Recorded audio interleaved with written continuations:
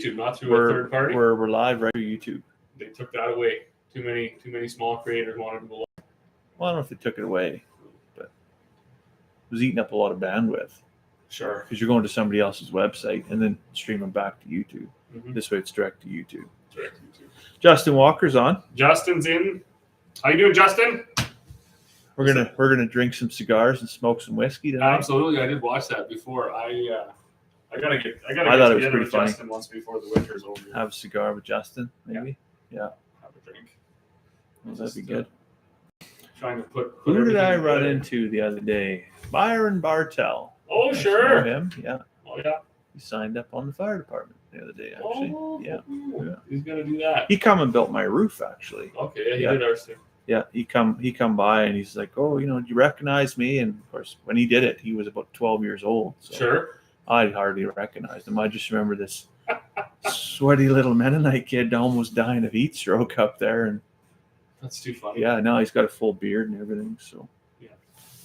Chad's on. Good evening. Well, Chad must have made it home. Chad. Oh yeah, he was on the big old road trip today. Hey? Chad was at the farm today. Had a good chat. Him and his wife. Yeah. So made the family trip out of it. Made the trip down to look at a sprayer and stop by, check out the. It was kind of unfortunate. I was just still grinding. I should have. We'll have to meet up again once when we can actually sit down and have a coffee. Yeah. I find that. Telling you, man, you got to set up a Tim Hortons in the shop there. That'd be the way to go. If we had a nice shop like yours, I would. I'd set up just a Keurig in the corner. There's nothing. Our shop's a disaster. Yeah. So. Bottle of Bailey's and a Keurig, you couldn't go wrong. Absolutely. I'm actually a little bit fucking pissy because the Christmas Bailey's is all gone now. Sure. But I gave up coffee for Lent. Of course. And as one does. As you do. The first day I was just like, yeah, whatever. You didn't get a cup of coffee, you're just a little bit tired. But the second day was like, holy fuck, did I just fly to Australia or what just happened here? Yeah, I was in rough shape. I don't think I could do it. I wouldn't even want to. It would be no point in living. Yeah. We had a coffee pot failure the other day, and thankfully we still had the old one in the trailer, so I could just go get it. Nice. And I finally had to lay the law down actually for once, and I said, "Look at Corey, do not buy a coffee pot with more than one button on it, because I will throw it away. I'm so tired of this. Yeah. I'm tired of it. Yeah. All I want, I don't want it to tell the time.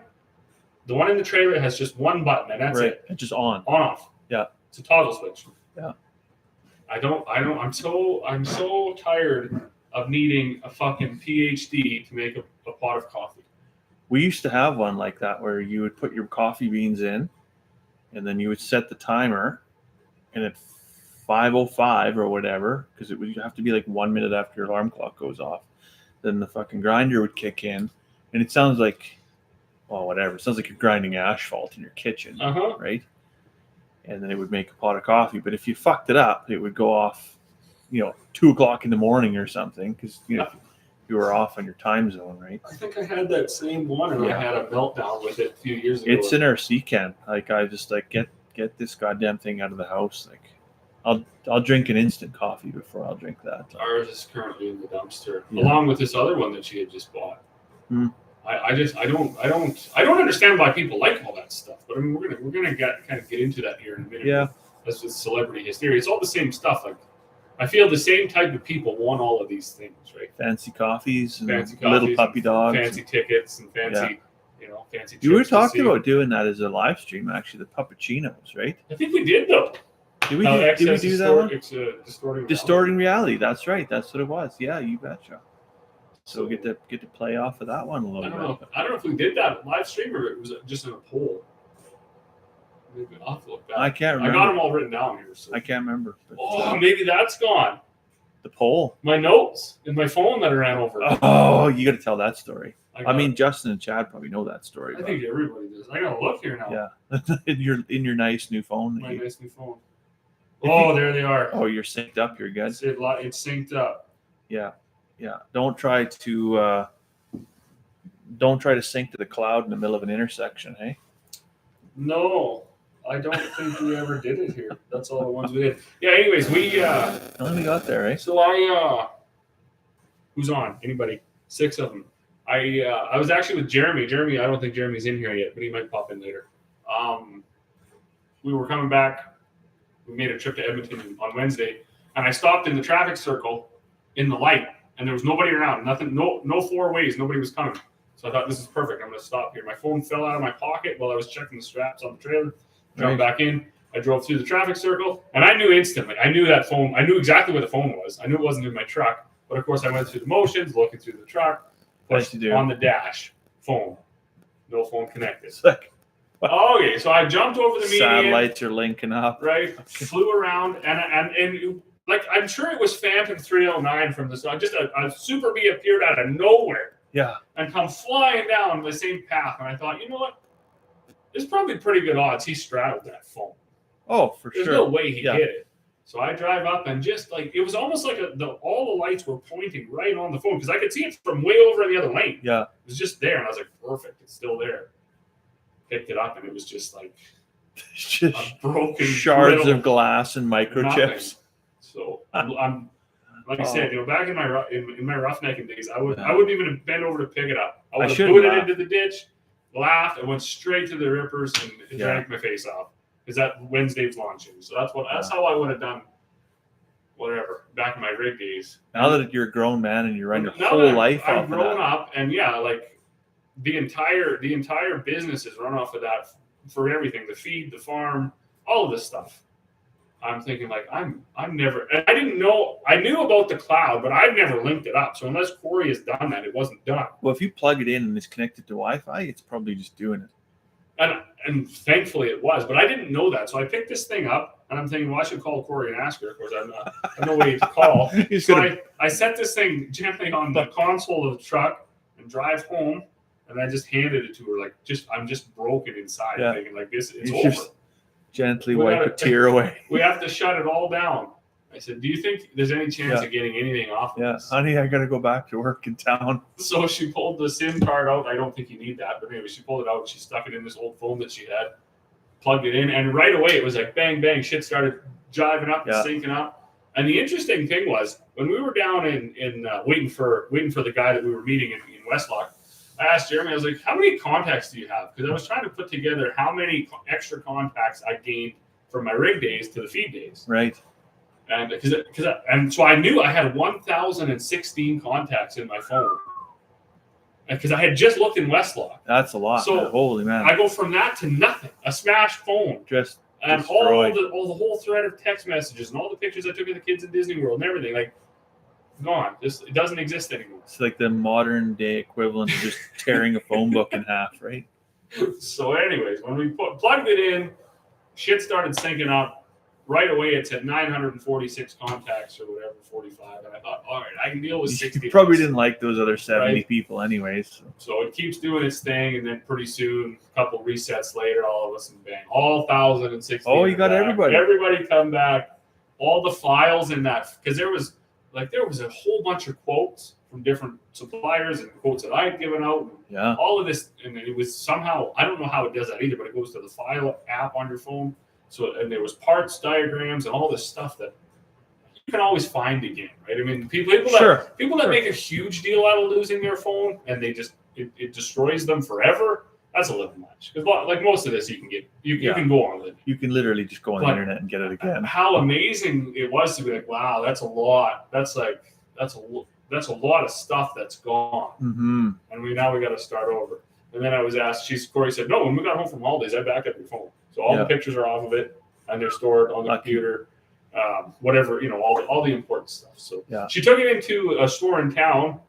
Right? It's all about who you know. So this guy that owns a phone store, he gets feed. Right. Oh, so I messaged him. I was like, because he just fixed my speaker on that phone. What are the odds that a guy that runs a phone store would be like a farmer and need feed? No, what I mean, all sorts. There's. I was joking with my mom, and I said, like, you're gonna have to put farm plates on your car now because she delivers feed when her jeweler gets chicken feed from us. They get almost everybody. The guy bought the shoes from at Leather Plus got grain. Right. So, anyways, what a network, eh? It's amazing, right? Like it's really cool. Like you can get a pretty good community going. But I don't know where I was going with all that. Oh, anyway, so he had just fixed that speaker. I've had that phone for years because it was an iPhone 6 SE.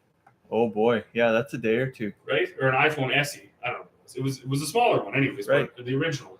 And the speaker hasn't worked for years. That's why I bought those AirPods. And I always like to text because I couldn't hear You anybody can't hear nothing. anyways, right? Yeah. So Corey had just taken it in last week, $59. Just fixed it and bought a brand new OtterBox. And that OtterBox took that Super Beat. It Yeah. didn't crack at all. Really? The phone inside it went to nothing, but the Right. OtterBox is fine. Military grade. So, anyways, he said for $90 we can see if we can get the stuff off. No guarantee. And he told Right. Corey, or the worker there said, But the minimum- phone is like the phone is finished. toast. Minimum, and what they do is they hook it up to like a remote screen. Yeah. And anyways, he said minimum one a day in Grand Prairie comes into the store run over by a Super Bee, specifically a Super Bee. Minimum one a day. Huh. Sometimes like 13. I mean, at least you're not alone in this world. Well, like they said, everybody they If get that's out to, any comfort. they put it in their coverall pocket. They get out to chain up. They run it over. So Philip offers on. Says, good evening, guys. I want to enter the contest. You guys rock. Well, thanks, Philip. well, you're entered. You're Yeah, entered you in. just one that's all content, it you're took. entered in. Speaking Drops. of that, the last live we did, I never even did the draw yet. Oh, we'll and have to there's a get few that done. guys.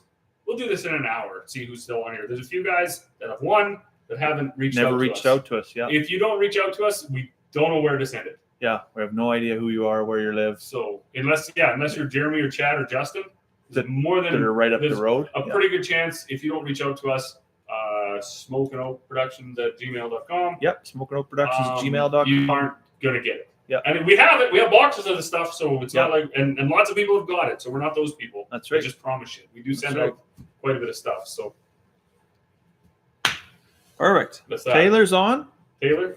Chad says Jeremy's taking his sweetie to supper since you guys were out in cahoots on Valentine's Day there. Oh, he's doing that. Yeah. Making up for lost time. Whatever. Smart man. I guess so. I mean, if he was a smart man, he probably would have done it on Valentine's Day, but sometimes Hey, business comes you got to first. do what you got to do. Right? Sacrifices must be made. Philip says, how do I know if I win? So go ahead and tell him, Robin. How does he know? How's he going to know if he wins? You're gonna, as long as you're subscribed to this channel, we are going to do there'll be a short pop up, and that'll show you who the winner is. Like the Wheel of Fortune, right? The Wheel of Fortune. We're going to enter the names of those who have not yet won onto a wheel.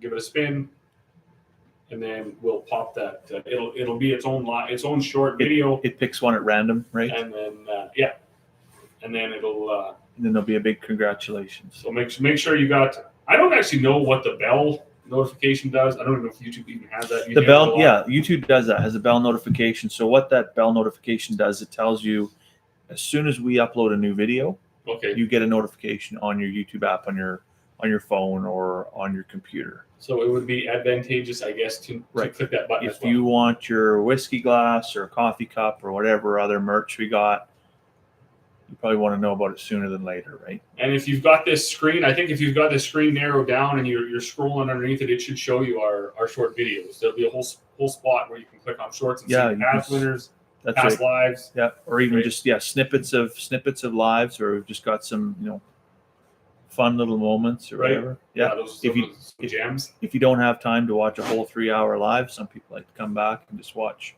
Hey, the highlights, The the highlight highlights. reels, the blooper reels, perhaps. So so- yeah, And that, for those in here, that is the liking and is a very important part for the YouTube algorithm to get more traction. Yeah. So Yeah. make sure it's very important to click that. Costs you nothing. So yeah, that's as right. they say. And so But, we're going to talk about, what are we talking about? How ridiculous celebrities are tonight. So yeah, the other thing we normally do, we haven't done it. We've kind of dropped the ball this winter because the winter's been so nice. But normally we'll throw up a poll on our independent channels because we don't have a community group on this one because we don't have We're not at people yet. 1,000 subscribers yet, right? There's certain thresholds you have to meet to open up certain parts of YouTube, which we have on our independent channels, not this one. So on those ones, we usually put up a poll. We haven't done that in a bit because we just threw this idea together. Come to me after the Super Bowl. So I'm watching the insanity, and I'm watching. I'm hearing all this stuff about expensive tickets and how people are taking weeks and months off of work, and there's getting in lineups and stuff. So I thought, well, let's chat about basically celebrity hysteria. I saw a video the other day that talked about, so it was a guy in the parking lot or whatever and said, how much did you pay for your Super Bowl ticket? Sure.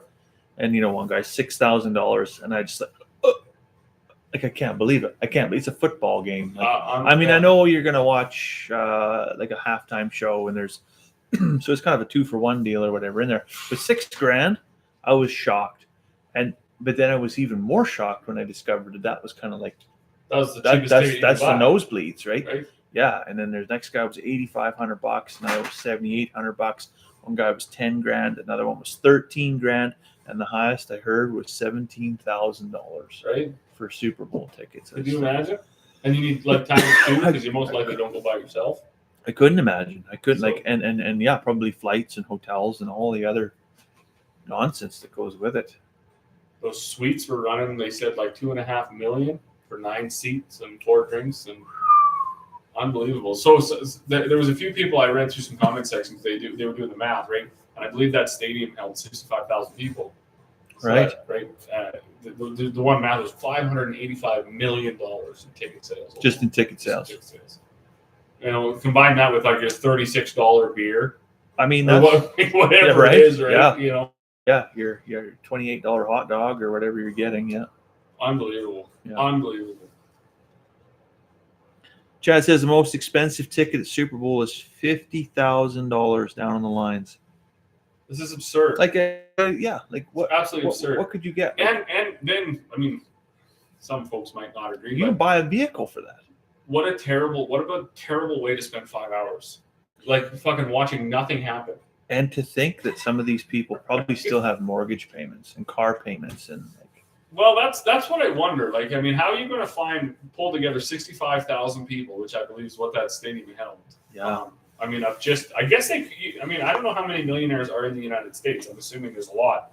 So if all 65,000 of them just met there, because you got to like realistically to shed that much money absolutely carefree, like you have to be more than just a minor millionaire.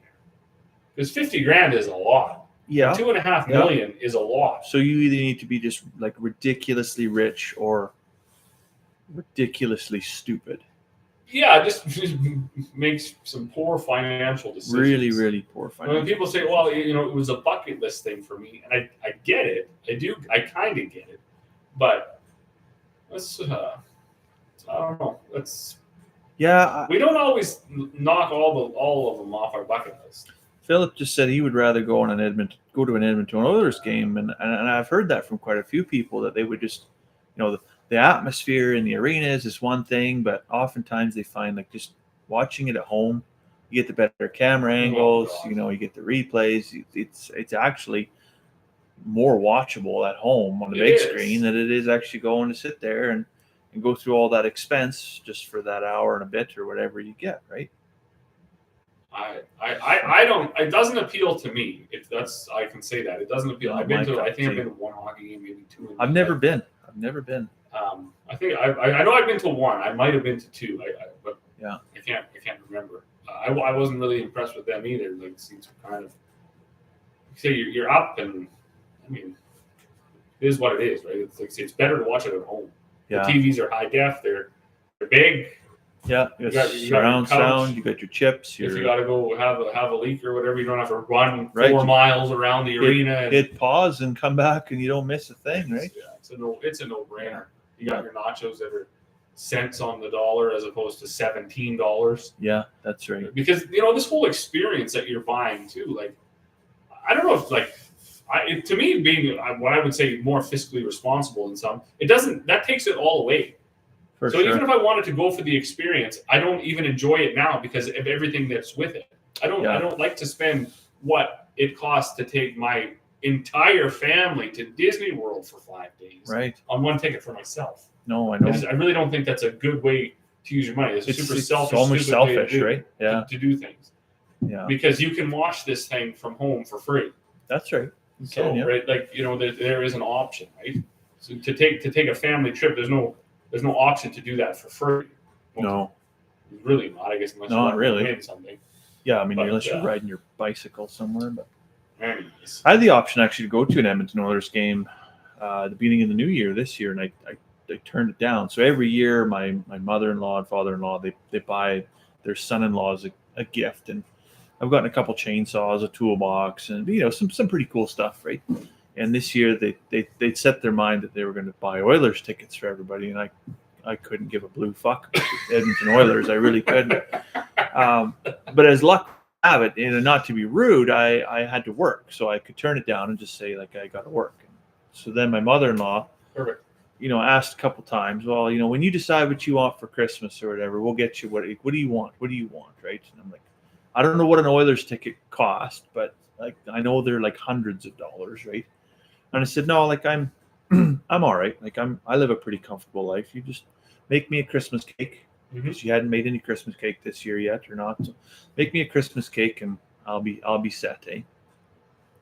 So they went and they watched their game, and I think they, as is fashion for the Edmonton Oilers, they lost, and they come home, and anyways, the mother-in-law bakes me a Christmas cake, and she sends it home, and as you do, I'm not going to wait. I'm just going to tie right into it. I cut the end piece off, and that is the driest fucking Christmas cake. I almost would have been better off to go to that Oilers game. I probably would have been less disappointed. I hope she doesn't watch this. She won't.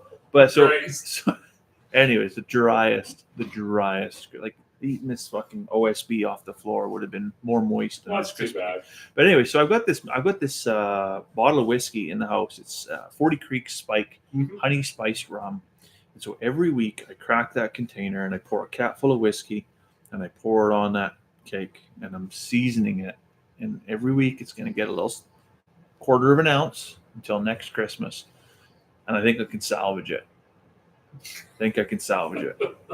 So this time or whatever, 11 months from now, 10 months from now, when it's Christmas time, we'll have to have a piece of this get very loaded on Christmas cake. Yeah, it's going to be 60% alcohol or whatever. But speaking of alcohol, what are we drinking? Oh boy, you got it written out. We're gonna get. So this is another. Not to belabor my larynx here or anything, but so I went to. Well, actually, I went to the cigar store first. I went to Cedar Gems and got 2 cigars, and they're right next door to Vintage Wine and Spirits. And I resisted the urge to just take the easy button and go right next door, because I know that the Wapiti Road Shell, they've got that. Exited the store, and the lady was just like, "Do you need help to find something?" And just out of panic, I just like reached out and I'm like, "I got what I need," because I was like, "This is fuck, bitch. This ain't the Home Depot. Like I'm getting a bottle of whiskey." And I don't want to have any kind of interaction. So it was just kind of a panic reaction. But I'd seen this one. It was an Oloroso cask. So I knew, like a sherry cask whiskey, sure, they're one of the ones that we enjoy. They are. So you probably can't go wrong with it. But anyways, this is the Deanston distillery. It's an old cotton mill. Actually, they repurposed to a distillery. This was distilled in 2008. It's 12-year-old whiskey. And some fun facts about it. Color, and we should crack this open. So what color do you think it's going to be? Well, it says amber, but like amber to me is quite a bit lighter. I'm going to say this. But if you look at a lot of other sherry ones, they're dark. They look like somebody dumped out a juice box, right? There should be apple juice. Well, maybe even like a fruit punch. So it's dark, right? It is dark. It's dark. It's going to be good. So I'll let you hold that if you want to hold it. Shake it up. Shake it up. Shake it like a Polaroid picture. So colors amber on the nose, and this is where I'm surprised. It says punchy on the nose. Punchy. Raisins that have been singed on the outer crust of a fruitcake. Hints of sulfur, tobacco and leather. But with time and water, so we can expect to have to use the a little droplet here. With time and water, fruits come forward, such as plum, spiced apple, and perhaps even cocoa nibs. Now, in the mouth, it's bold with a full whack of sherry. I'm not sure what that means, but we'll find out. Milk chocolate. I can't even think of how we're going to get there. Dried fruits and orange peel. Gradually, honey, dark caramel, and grassy notes poke their way through. But there's only glimpses of it amongst the dates and sultanas. Like there's just so much to unpack. There's always a lot. I want to meet the people who can get all that out of there. And that's not even it. It says there's some nuttiness and a slightly oxidized metallic note too. But this is a whiskey that announces itself with the caps lock on before the water helps calm it down. So, yeah. So do we got to get into it without the water first? Well, I think you have to. All right. But just to make sure I've done my research correctly, could you read what the ABV is off that bottle? 52.7. 52.7. 52.7. This is maybe the strongest whiskey we've ever had on the show.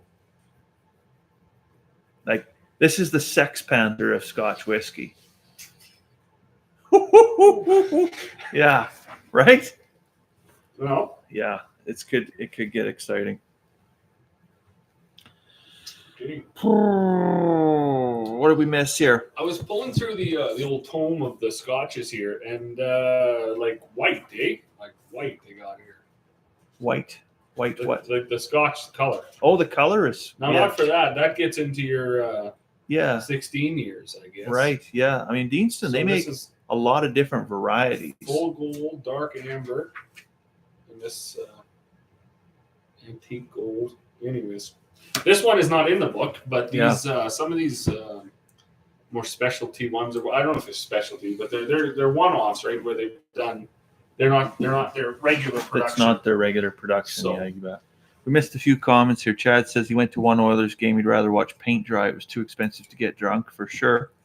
And Philip said most people in the arena are looking on the big screen in the middle. I've even been to I remember I went to a Toby Keith concert one time, and yeah, just sit there and watch the Jumbotron the whole time, because instead of just looking at this guy that's this big that far away, right? And then he asked, "Are you guys drinking the whole bottle tonight?" That's nice. No, we usually settle in for just a couple of respectable drinks and a cigar, and that gets us through a couple of hours, some good conversation. We have yet to finish a bottle. I don't think we ever have. Yeah. Even after a second tie into a bottle, we've never actually seen the bottom of one. We've used a few twice. We've revisited. I think that one of the Dalmore cigar malt maybe once. Dalmore, Glenfiddich we tried. The Lafroig has been twice. And we've still yet to finish a bottle. And so we had, what were the three levels of Scotch enthusiasts? There's the collector. There's the collector. Then there's the drinker, the secondary market guy, and then the trader. The trader, yeah. So we are definitely drinkers, samplers, if you will. Yeah. But we've never finished. We're like a collector sampler, right? Sampler. We've never finished a bottle. Yeah. We've definitely dropped the value of the bottle by opening and drinking half. Just realized my fly was undone. But we've never. Is this a squeaky cork? I don't know. Find out. It's awfully quiet. That's probably the quietest one ever. Is that just like a bullet to the nose or what? Made my cheeks burn. That does smell like fruitcake. And carb cleaner. Well. Whew. Oh, it's a glugger. That's a glugger. Go for the neck pour. Thank you, sir. You betcha. Whew. Yeah, that's definitely going to have to breathe a little bit. Fill her up to the ribs of the glass there. I think that must be what they're for. That's for the 2-finger measurement, right? Yeah.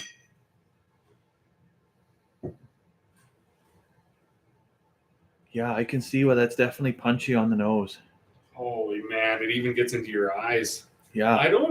I gotta say, one thing that's always fascinating is the fact that nothing happens until you put that water in there.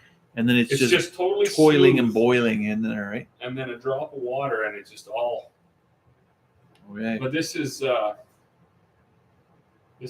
very unique for.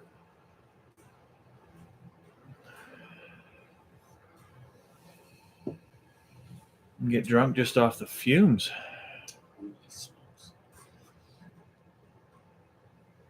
Not bad. What did we have? I can't remember what we drank last time. It wasn't. You don't like it? Oh, it's good. It's it's punchy. It's punchy for sure.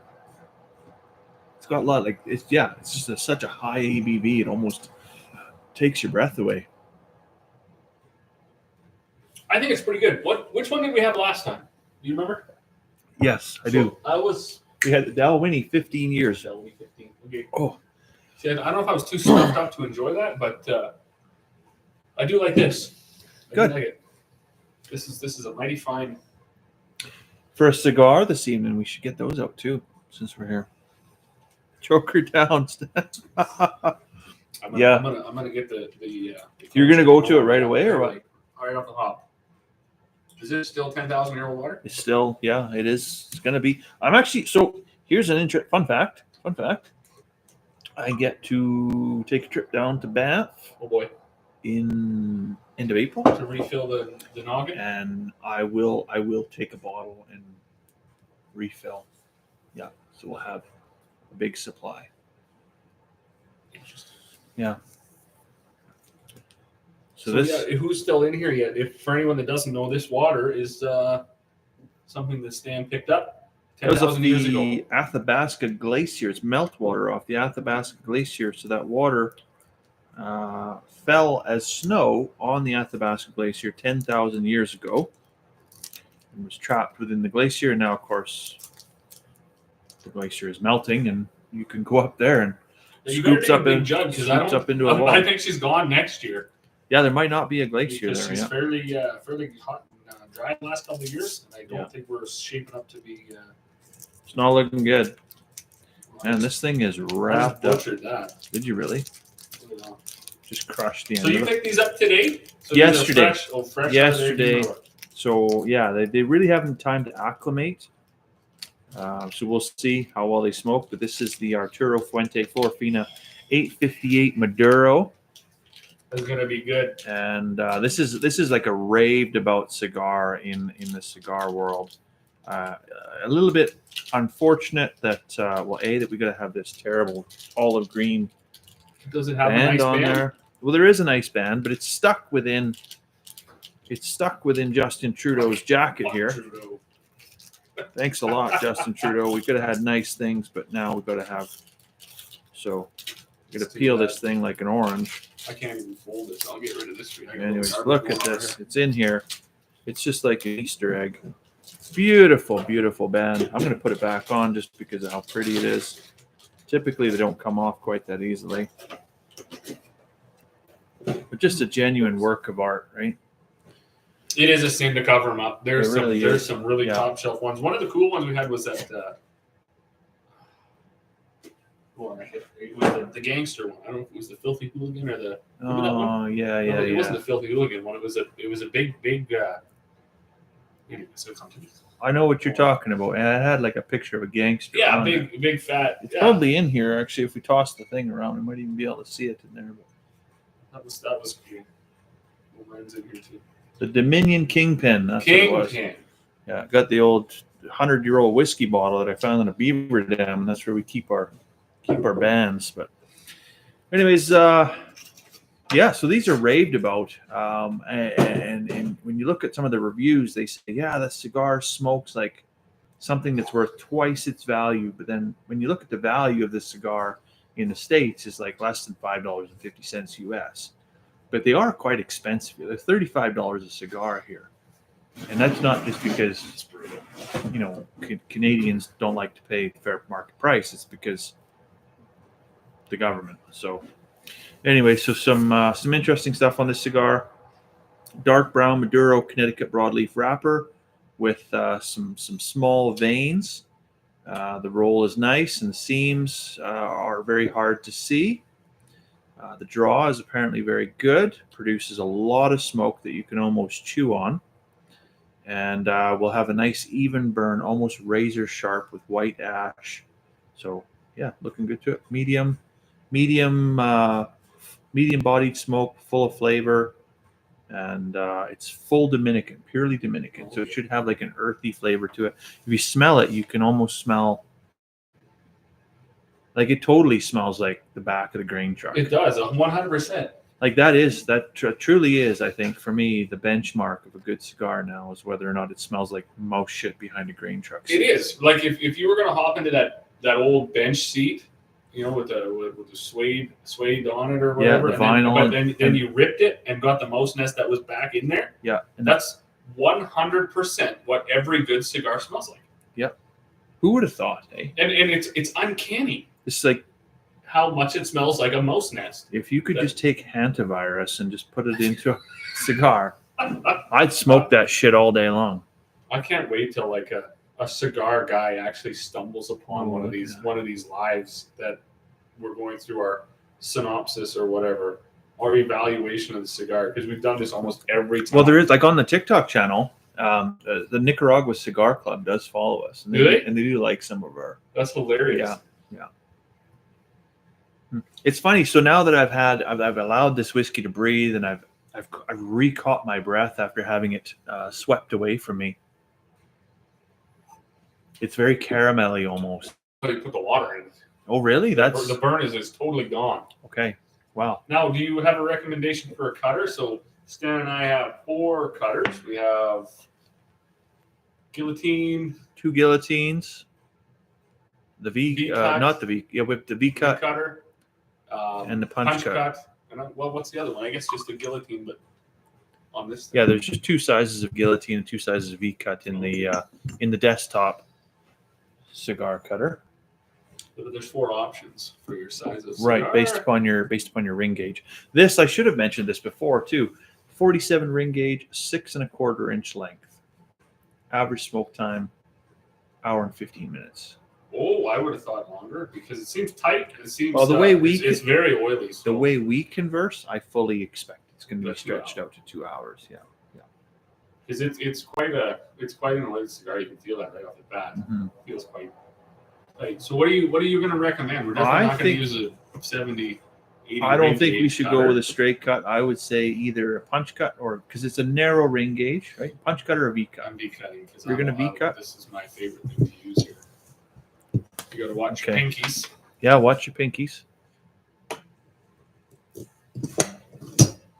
How was it? Oh yeah, that's good. Clean up good? Oh, yeah. All right, let's try it. I was gonna That's gonna be good. That's gonna work good. I gotta do a dry run with this every time before I put my hands I anywhere know. near it because I want to see that blade. Because Because it gives you, I don't know if you guys will be able to see. You won't be able to see, but it gives a really nice cuts a really nice V froth in there. And there's how's the draw? Good. There are a few cigars that recommend the way they are cut. The which one did we have? The hell did we have the last time? That cigar. The last time we had a Hemingway, it was a Perfecto actually. Can't remember who made that one. Was it Arturo Fuente as well? Well, there are some cigars that are So rolled it was like a torpedo shape and it was tapered at both ends and right in such a way that yeah, it you was the can't. Hemingway work of art. That's what it was. But some cigars like that, there's a certain you don't V cut them, like you or whatever. Right? So there are some cigars that you cut a certain way, so you don't want to cut that off. Yeah, you don't want to cut it off, so you wouldn't straight cut it with a guillotine. But I think we did end up recutting that one afterwards, Or it could- partway through the smoke, and it actually improved the flow because that one had such a tight draw, if I recall correctly. Well, that's Anyways. good. That's ready to go.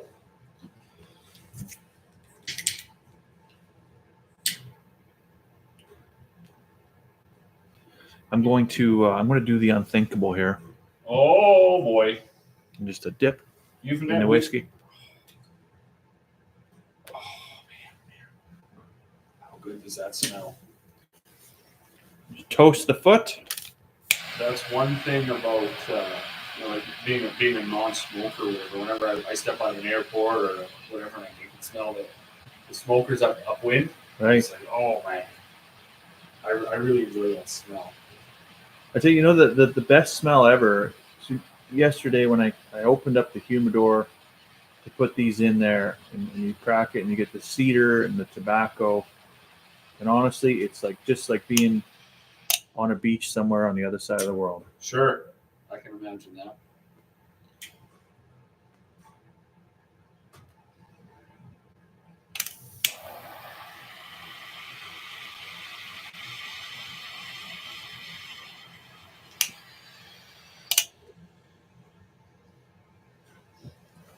Wow.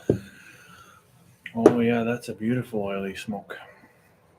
That's one thing we haven't yet to do too, right? Is infuse the cigar. We have to do that. What Yeah, we got those Cubanas. We got a bunch of those, and we got the some Monte Cristo number Monte twos. Cristos. A few of these. The Trinidad ones. They weren't even the right ones in that. That's box. not what actually came. Yeah, that was a La Gloria Cubana. So, and then there was only 5 of those. So something like that. Yeah. Anyways, we got lots of the Monte Cristos. And then there's whatever that fellow that brought you, La Strella Cubana. That's what that was. There's lots of those. I think there was 2 dozen of those. So, but here we thought we were going to do all these things because we're going to have another nasty winter, and we barely had winter. It's been gorgeous. Yeah. Like, who would have thought? Yeah. Do you think we should do that to the La Strella Cubanas? Absolutely. That should be the ones we do because we've got so many Both of them. Yeah.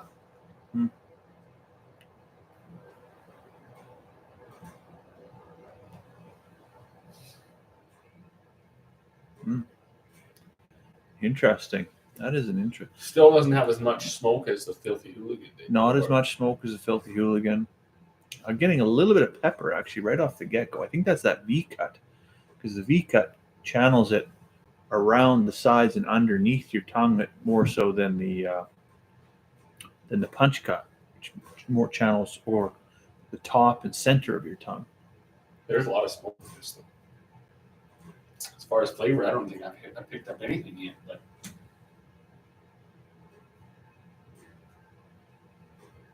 I've also followed almost every drag. That's also I think a big hazard of if we're not careful how we pair a whiskey with the cigar. When you get definitely a high ABV whiskey or even any type of alcohol, it can kind of deaden your senses a little bit, right? It does for sure. Right. Which was something that I think neither one of us really understood when we first got into this venture is cigars and scotch are often not even paired together. Mm-hmm. Like, it's not even a recommended thing to do. It's just hey, it's something that happens. Yeah, and I mean if you're gonna pair a smoky peaty scotch with a cigar, like if that's what you want to do, I think you just have to be conscientious that you should probably pair it with a sweeter cigar, a milder cigar, so that you're not just having a battle between, like it's just too much, right? Mm-hmm. It's overpowering, overwhelming. And the same way for if you're going to have a sweeter drink, like maybe a rum or something like that, maybe then you can get into more a thicker, more like this type of cigar, right? More Maduro, something a bit more full-bodied. So they kind of counterbalance each other a bit, right?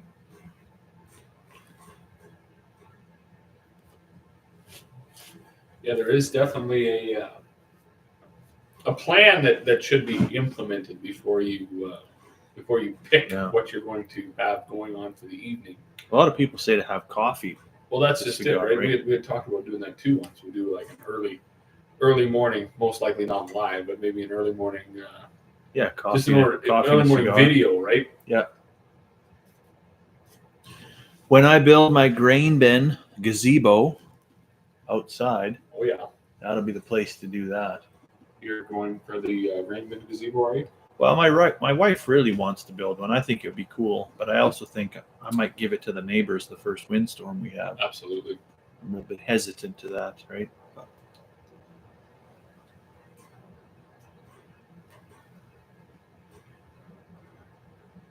I got to say that's mighty fine. That's a good whiskey, and that is a good cigar. Yeah.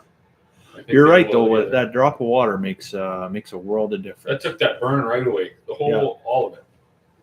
Because that was Chad was right. You literally could start your vehicle on that. So 50%. You could like that you could put out in a Canadian winter when it was 45 below, and I don't think it would gel up or freeze or anything. No. Yeah, that's what they carried with them to start the fire, to keep them warm. Yeah. Start the truck. Was a true catch-all. So the evening too, there's going to be out celebrity hysteria, and those who follow that fandom, they're going to pay whatever for tickets. They're going to take whatever time off of work. They're going to travel whatever distance for these shows or these sporting events, these concerts.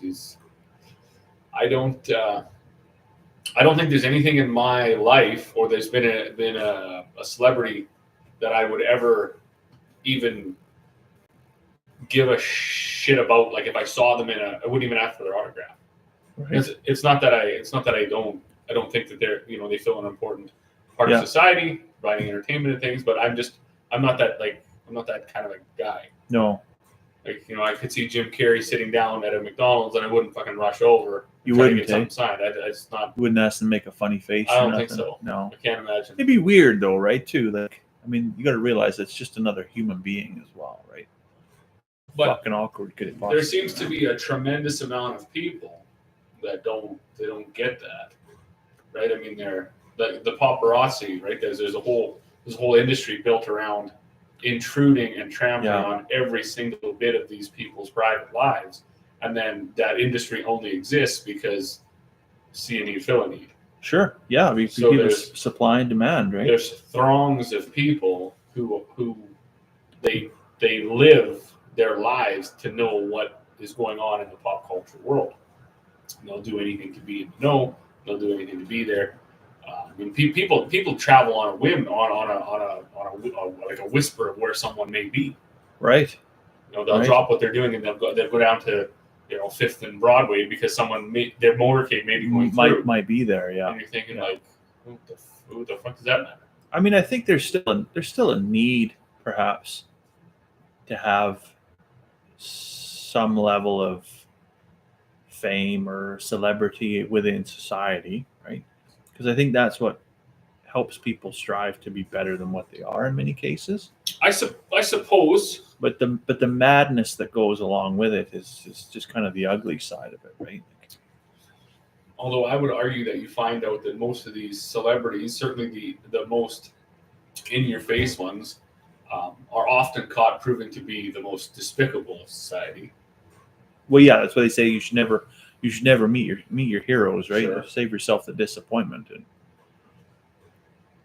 I could definitely agree with that. I think once you realize just how human and ordinary they are, and how maybe they're not as fantastic as you think they are, sure. Right? I mean, Epstein's Island is a really good example of that, where you look up to all these people and you maybe spend thousands of dollars going to their shows or their concerts or whatever, only to find out that they're just absolute monsters of human beings. Absolutely.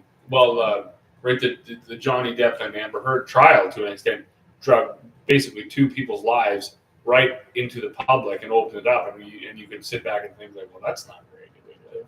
Really, on either side, depending on where you sat on that. Not at all. It really neither lifestyle didn't to me wasn't all that impressive to me. No, I caught clips of that, but I purposely tried to avoid it. Like, I've got enough. My life is full already. My cup runneth over, so to speak. I have enough drama that I don't need somebody else's bullshit to make my life more satisfying. Well, they had or even to make me feel better. I don't want to see somebody else's candle being blown out just so I can feel like mine is brighter. Sure, that's a good point. That's a fair point. We watched like a little bit of the trial as it was starting, kind of whatever. Like we don't have Star Choice satellite cable. We don't have anything like that, right? So we kind of fire it on, and what's there is there. But when it was all over, there was somebody that did a recap or whatever, about a 45-minute special on. So we did watch that, and I found it quite interesting. Right? I mean, there's a lot of.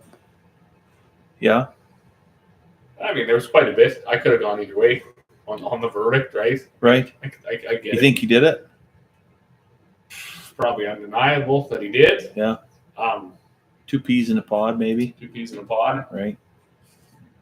You can't have gasoline and you can't have a spark in the same room together. Right. So like, we've talked about this in lots of. This has come up in lots of different things. I mean, it's not.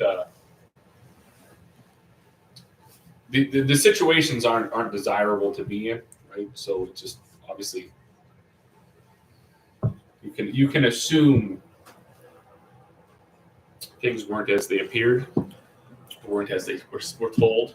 Yeah, I could definitely see that. Yeah, I saw her legal counsel. They were part of that 45-minute special on it or whatever. And she had a very good point about how, there was that had taken the, basically North America by storm, even the world. Like there was a lot of people.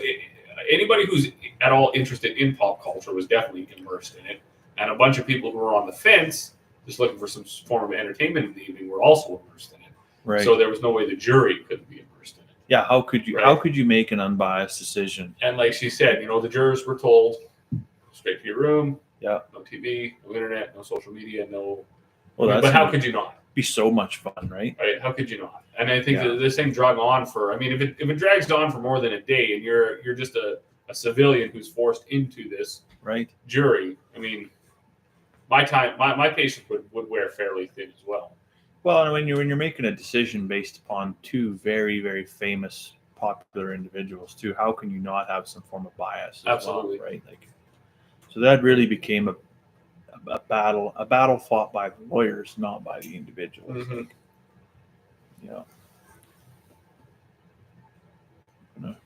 I'm gonna cut it off a little bit because I'm gonna just go for one more dip in the whiskey. Was that good? Yeah, it's really good. Actually, that that's quite good. Just a little dip, but I didn't want to lose my ash in the drink because that would be a sin. So that's the ugly side of celebrities. What about you? Do you idolize any specific celebrity, sports, TV? I don't. I pander nil to sports. I've never seen the allure of it. I think it's a game. Sure. And you play a game, and I don't see why people make $6 million a year playing a game.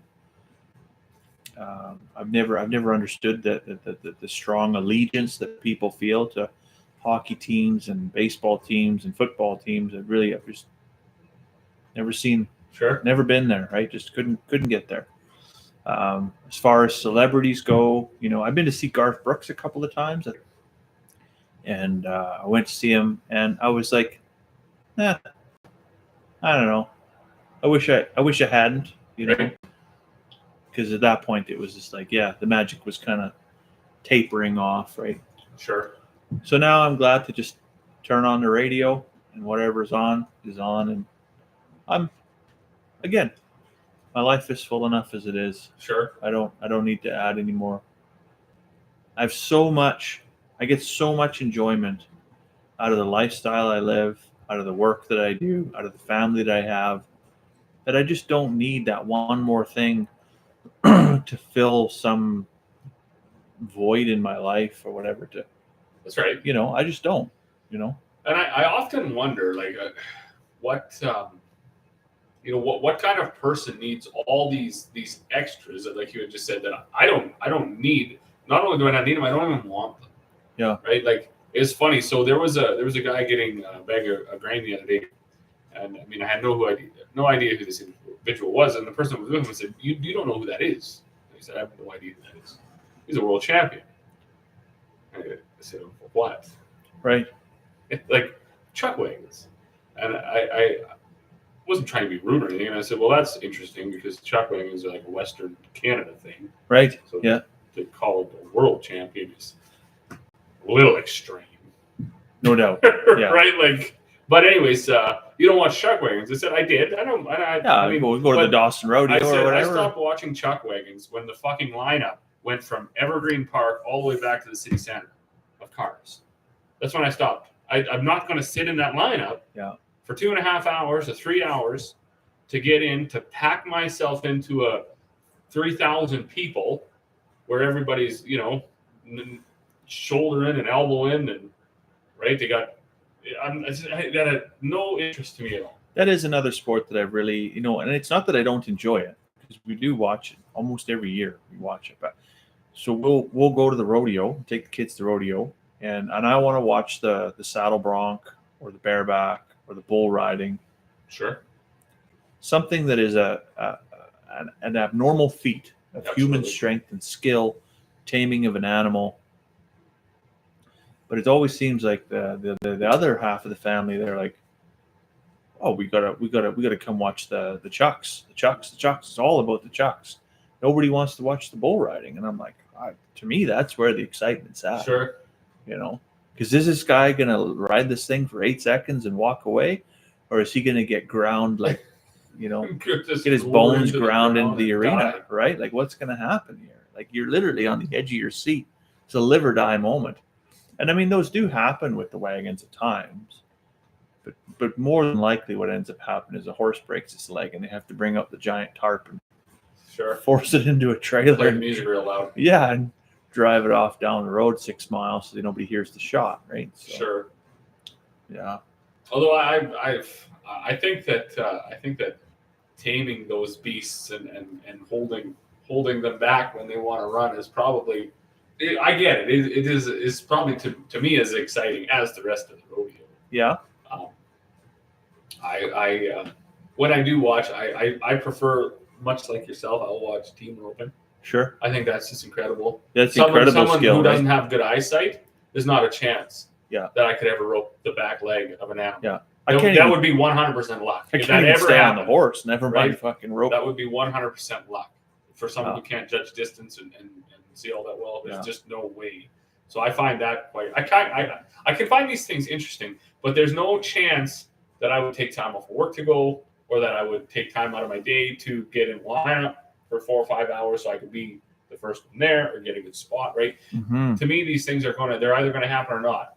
Right. I'm going to drive up to Dawson. There's going to be a parking spot next to the front, or there isn't. If there isn't, going home, and no harm, no foul.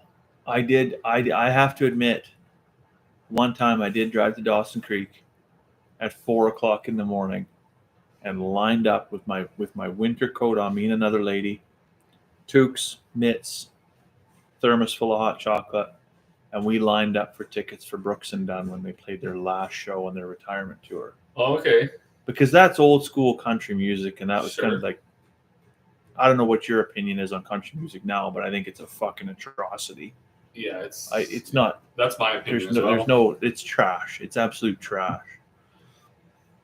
And so to see those guys kind of play their last show, I thought that was a pretty big deal. But then when the actual show came, I was like, I don't know. Sure. Kind of better on the TV. Again, right? Sometimes it's better to just not meet your heroes, right? I've seen them play in Grand Prairie, I believe. Oh, really? And I actually got free tickets to that as well. I went. It was all right. I saw Montgomery Gentry play, and I don't think they're even together anymore in Grand Prairie. And it was sad because they couldn't even fill that Crystal Center. Or whatever. Maybe that's what the concert was. Yeah, it was. What year was that? Oh, I don't know. It would have to have been like 2008 or. Yeah, it's probably the same one. Right. Maybe it wasn't Brooks and Dunn. Maybe it was Montgomery Gentry. Montgomery Gentry, and yeah, to like a 3/4 of the crowd, that you could have had. And I thought, boy, this was sure a disappointment. Well, if this was the same one, I remember it was, they had played their last song and they walked off, and they were, I think that must have been the concert, and they were trying to pump everybody up to, for an encore. And I was sitting there thinking, like, okay, we already know you're going to come back and play. Just come and play the fucking song. Just come play, because you're whatever you're right. waiting for. Must have been. It must not have been Brooks and Dunn. Yeah, no, that's right. It's whatever you're waiting for at a Grand Prairie, you're not going to get it. Right, so yes. just come back up, play the song, thing. and then just get on your bus and there you go. Right. go to Chilliwack or wherever you're going next. Right? Sure. Yeah. Chad said he's been to lots of concerts, but I feel the lesser known ones put on a better show in a more intimate setting. I agree with that one for sure. If you can catch somebody in a smaller venue, sure, and it's just maybe they're acoustic or something like that, maybe they're less known. Definitely, the atmosphere makes a huge difference, right? He said, my buddies were into steer wrestling when we were younger. I never understood jumping off a perfectly good horse onto a steer. You're paying for it now with age. Yeah, as a fellow I work with, he's a former bull rider. Now he's a trainer of bull riders. He owns his own rodeo company. And he's got one leg that's half the size it should have been because he come off the bull the wrong way and had to do some pretty major surgery, and lots of material got cut out of there. Let's just say that. So he's got one good leg and one chicken leg, right? But there's a lot of risk to that, right? The smaller venues, that's a good point too. When we took our honeymoon, we actually spent 4 days in Nashville, and you go down to the street, it's called, where all the bars are, And yeah, there's some like those up and comers, right? The There's Bluebird Cafe. If you all go of there, those ones, apparently right? that's the No, place. that we didn't go to that one. That's in Branson. Oh, is it? Yeah. I thought that was in Nashville. I've never been in Nashville. So. It's not in Nashville. It's somewhere else. It's but yeah, that's super famous. This is like I don't know. There's a bunch on there. A lot of the country music superstars own bars along there, and I think they call it Broadway too. Every street anywhere that's famous in the city is Broadway. Right. But yeah, there's some famous ones, right? The Grand Ole Opry was just up there. We did go to that, like the original one, the Ryman Auditorium. That was pretty fun. Watched a few people play there. I don't mind that, more laid back things. I guess the thing that bothers, sort of the drive to this topic tonight was the superstar, 70,000 seat stadiums where you're sitting fucking 2 miles away, and you've paid $7,000 and you've been wearing a diaper since 3:00 yesterday to be in line. Yeah. You've pawned your children off on a babysitter or grandparents or cousins or aunties or whatever, and your whole entire personality is now getting to this show, going to this show, standing there with your fucking phone the whole entire show, not even paying attention, waving a fucking flag so the people behind you can't see piss all. Right. Like a sign that says, right, I love you, Taylor Swift. Like anybody's going to fucking read that from 4 miles away. Yeah. And these, and it confuses me because why? Like you don't even know this person. I can see if you went to school, sure, from K to 12, sure, then maybe you're going to be like super for her success. But if you the whole thing, you might have meant something to your mother, but you don't mean fuck all to me. No, that's right. And I just can't see dedicating any amount of time to going when the radio works just fine, and so does the TV, where you can see these things. We went to where's that big stadium in Edmonton where they play football? Commonwealth Stadium? I think so.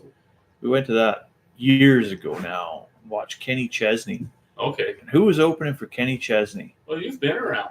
Taylor Swift. Really? Taylor Swift is opening. She was brand new at that time. Sure. And I remember she was there and she was just throwing her hair around like this. And I thought, oh, yeah, we come for a show and we're going to watch a shampoo commercial. Here we go. She's not going anywhere. But now she's like one of the biggest stars in the industry. And I think the biggest, arguably. And like there's people getting right bent out of shape. It's like NFL fans are getting like just losing their mind. Like we come to watch a football game and now all we get is every 3 seconds we get the screen pans over to Taylor Swift because her boyfriend's playing the game or whatever. Well, I got to give credit where credit's due. And I seen a thing on TikTok. I don't know what you call it, a meme or short or whatever, but it was somebody asking this younger girl if they had any plans for the weekend, and she responded by saying, well, I don't know. I heard Taylor Swift's boyfriend is playing football at the Usher concert. Yeah, that's right. Yeah. Jesus, I laughed about that for all through the Super Bowl. I laughed about that. Yet again, so back to that, right? You've got an insane amount of people, 65,000 people, who are willing to shell out basically $6,000 and up to fill a stadium and sit basically wherever, pay God knows what for the beverages and food and things. Expecting a really killer halftime show, and I really like watching the halftime show. I don't mind. I've watched the Super Bowl the last 4 or 5 years. I think I missed it last year, but I try to watch it every year. Anyways, I like to watch the halftime show because I'm so interested in the comments after and the polarized views. Yeah, I thought the halftime show was the most atrocious piece of shit ever. But that was based on, obviously like this year's. Yeah, just what I would consider good entertainment. Right. And then I had to Google the demographic of the NFL because I was always under the impression like who's football watching? Watchers are middle-aged, blue-collar, beer-drinking men. Right. I cannot for the fucking life of me understand why anybody would pick a man who is going to stand up and shake and gyrate and then rip his shirt off and shake and gyrate some more for the entertainment for blue-collar middle-aged men. So no wonder the American people are so fucking pissed off. They have actually stolen everything from that group of people, including the fucking one sport that they love. Missed the mark completely, right? Hey? So, I mean, now if you don't like baseball, you pretty much just have to hate your country. Because they've destroyed the whole entire fucking thing. Baseball is that's the pretty one much the last thing they have bastion bastion of American patriotism, right there. Is you know, and I look forward to watching the World Series when it comes on because I'm sure they fucking destroyed that too. So because I had to look and it was interesting because there was numbers that said I think 30% of the people that watch the Super Bowl are between 35 and 65, and then 13% are not. And I was thinking, okay, that's only 43% people. Yeah. Who the fuck are the rest of the people? Jeremy's on. I don't know if he's like in between the main course and the dessert course with the old lady there or what, but thanks for stopping in. Tell us how it went, Jeremy. We heard you were off shrimp and lobsters tonight. Maybe the date went badly. Outside with his phone, having a smoke. Out in the doghouse. Fella I work with today was like, "Oh yeah, I had to go pick up dog food on the way home from work or whatever." I was like, well, you better be careful. If you didn't get the right thing for Valentine's Day, that might just be your supper.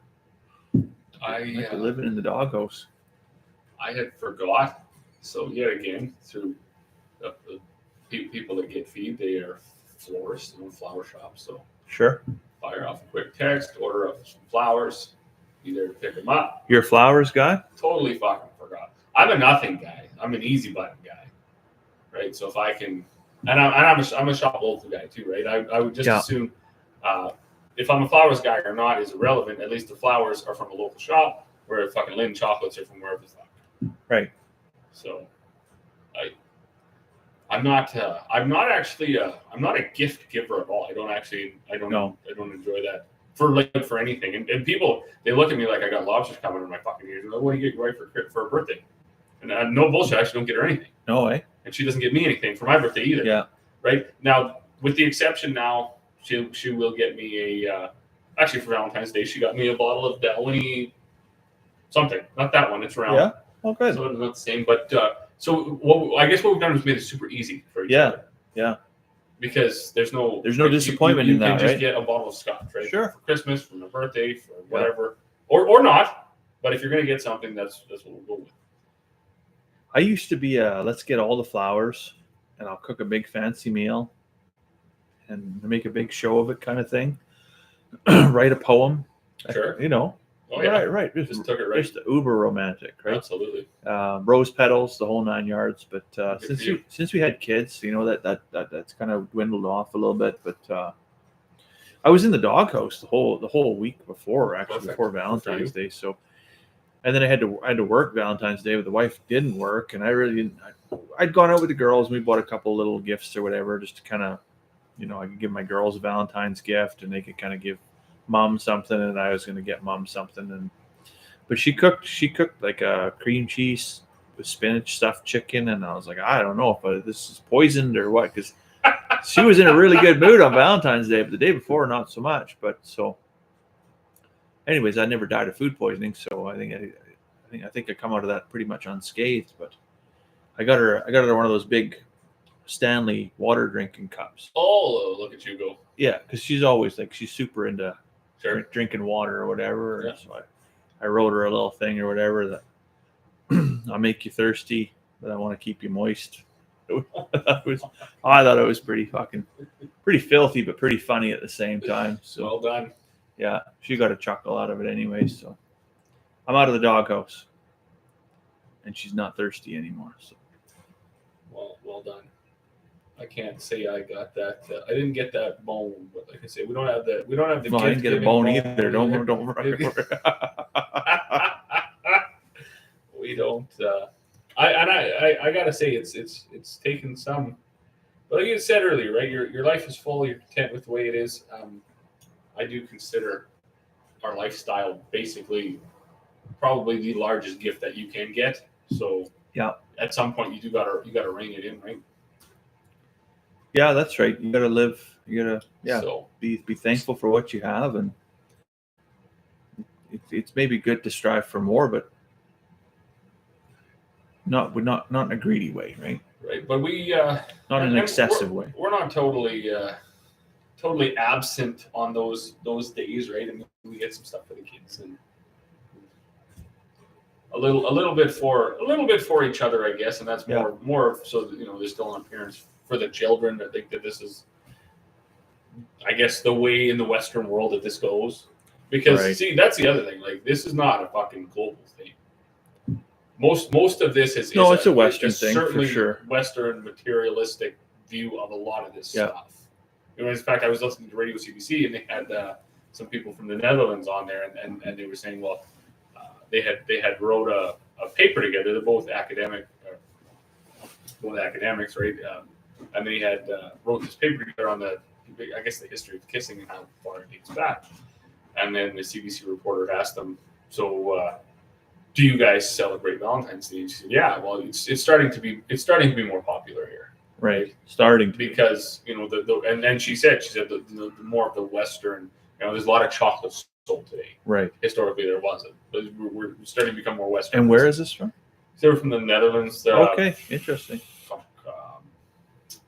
They did say where. Right, but yeah, you would think there'd be quite a bit of chocolate already eaten in the Netherlands, right? So maybe the allure is just. I assume she meant, right, heart-shaped chocolates and things like more Valentine specific things, right? Like, because like I know growing up in the UK, like the average UK household, and this is a shocking number. Ready for it? The average UK household consumes like 6 tons of chocolate in a year. Oh, perfect. Right.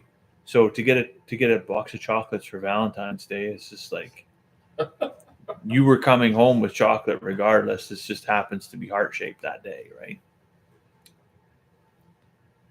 Yeah. Well, I found it interesting because, you know, I've heard this a lot before. So I did know that a lot of things were certainly more. You look at things like Halloween, like, I mean, and they said it's very popular there, but not to the extent where it's so materialistic like it is here. Yeah. Where they start putting the shit out. Fuck now.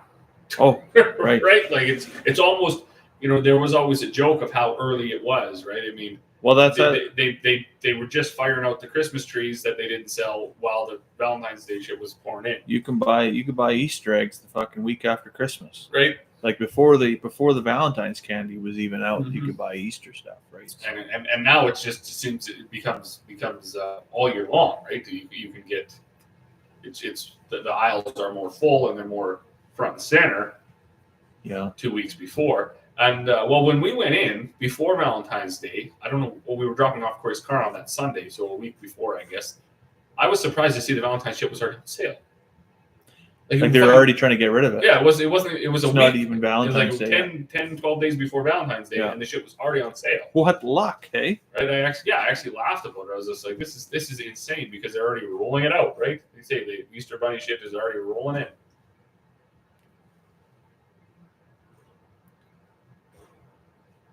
Did you see my TikTok about the Cadbury's Easter egg, the cream egg? I did.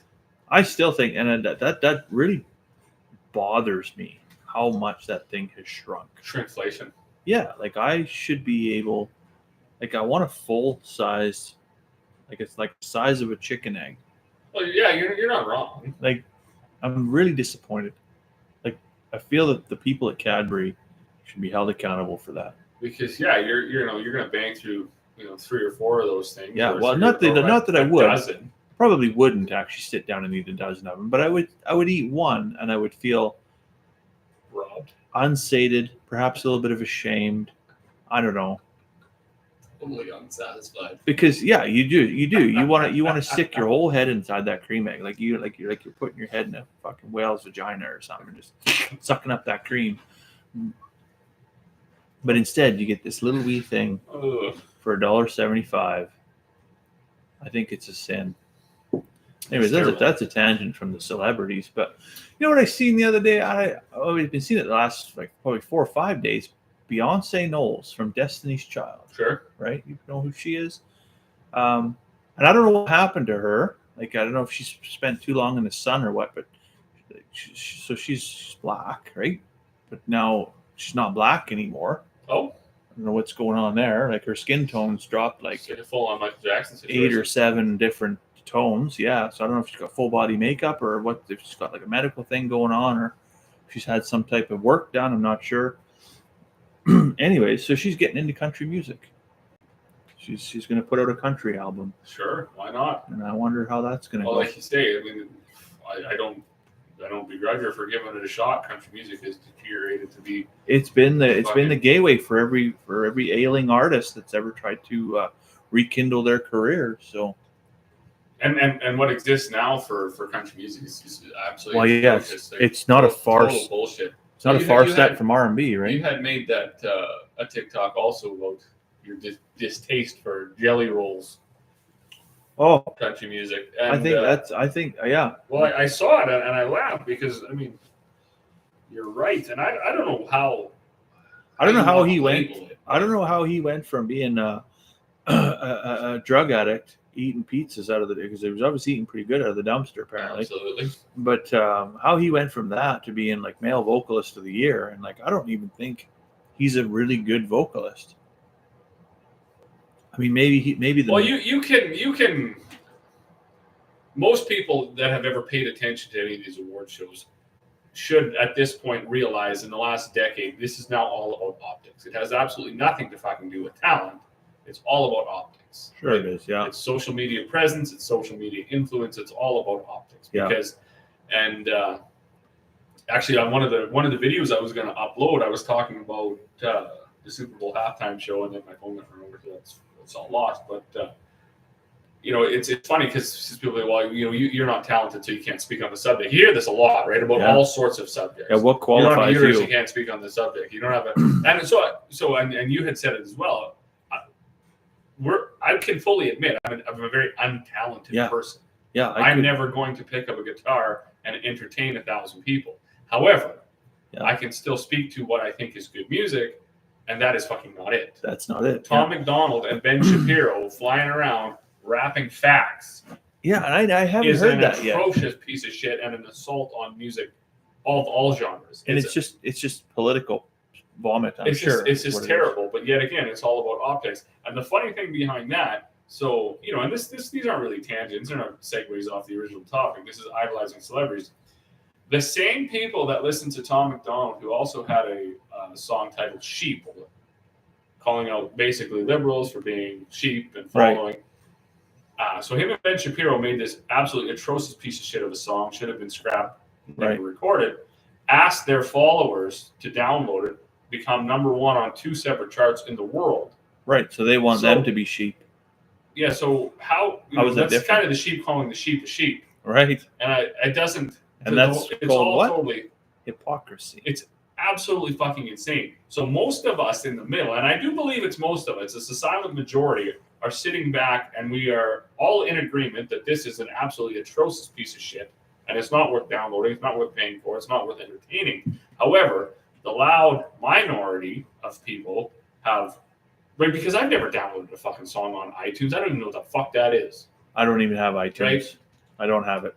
So I don't have Spotify. I don't have any of that. I don't have any of it either. I have the FM radio in my truck. That's perfect. And that's it. And if you need the special song, you can usually get it airdrop. I'll go on YouTube or whatever if I want. Like the kids wanted, like they have 5 or 6 songs they like to dance to or whatever in the living room. Adele, This Girl Is on Fire. Sure. That's it. That's Alicia Keys actually. Sorry. Right. Adele is Set Fire to the Rain. Diamonds by Rihanna. There's a couple power ballads that the girls like to listen to. Absolutely. And I just pull it up on YouTube and I just play it and that's it. We got the same one, right? We got the Little Drummer Boy by For King and Country. My boy loves that. Yeah. Mercy Mercy by Glory Sons. That Thunder by the other people, Imagine Dragons. Right. So yeah, you got 5 songs that you want to listen to. Yeah. Fire them up on YouTube. Alexa, play Life Is Good. Yeah. But to put so much of your personality and yourself into following these people's every command is, to me, just totally fucking insane, right? And I seen an argument develop on the internet about some mom went to the Taylor Swift concert and made a TikTok about her husband being at home with the girls. And that just set a fucking frenzy of people with judgment. You shouldn't be leaving your family to go to a Taylor Swift concert, and abandoning your family to go to, just totally abandoning your fucking family to go to a Taylor Swift concert. Yeah, and I'm thinking, like, This is How all dare insane. you? How Like dare you? who could care enough to even comment or pay attention to a totally normal fucking situation of somebody going out for an evening, Yeah. and then be offended by it yet. But I mean, on the other hand, I'm thinking, what the fuck kind of a grown woman is so starstruck that they would spend a lot of money and like go out and do something, right? Like I guess from the way I look, go do something. Like, we're doing something this evening, right. without kids and without spouses. But it's not costing fucking $9,000 and a plane ticket and a hotel room for fucking 3 days. We didn't book any time off of work. So That's a good news story, actually. So this is free. This is actually free. It costs money, but this is money generated from my YouTube channel sure, that pays the bill for a bottle of scotch and a couple cigars, absolutely. right? And you get to have some good conversation, some good company. Maybe be slightly entertaining, hopefully for somebody. Yeah, I think I told you that like a month or two ago when I picked up a bottle and I was just like, I'm reinvesting. Yeah. Reinvesting, right? Yeah. So the pittance that YouTube pays over time amounts to whatever, a couple cigars. A little bit of enjoyment, right? And why not? Yeah. Where did I go the other day? Oh, I went to the optometrist, and it was funny. So I hadn't been to the optometrist in quite a few years. I wear contact lenses, and I'm very short-sighted actually. But what I discovered when I was like 9 years old, one day I just couldn't see. I don't know what happened, but it progressed really, really rapidly. Let's do that. And suddenly I couldn't see, and I went to the optometrist, got glasses. But it really over the years hasn't progressed that much. Like, I haven't degraded that much. So if I don't go to the optometrist for 4 years, it's probably not a big deal. Mm-hmm. But I recently noticed that my far-sighted vision was like starting to wane a little bit. So I'll go to the optometrist and I'll get an eye test and I'll get a new prescription. See where you stand. I'll be back to seeing 40 miles from here again, right? Sure. Fantastic. And the lady even asked me, she's like, "What are your hobbies?"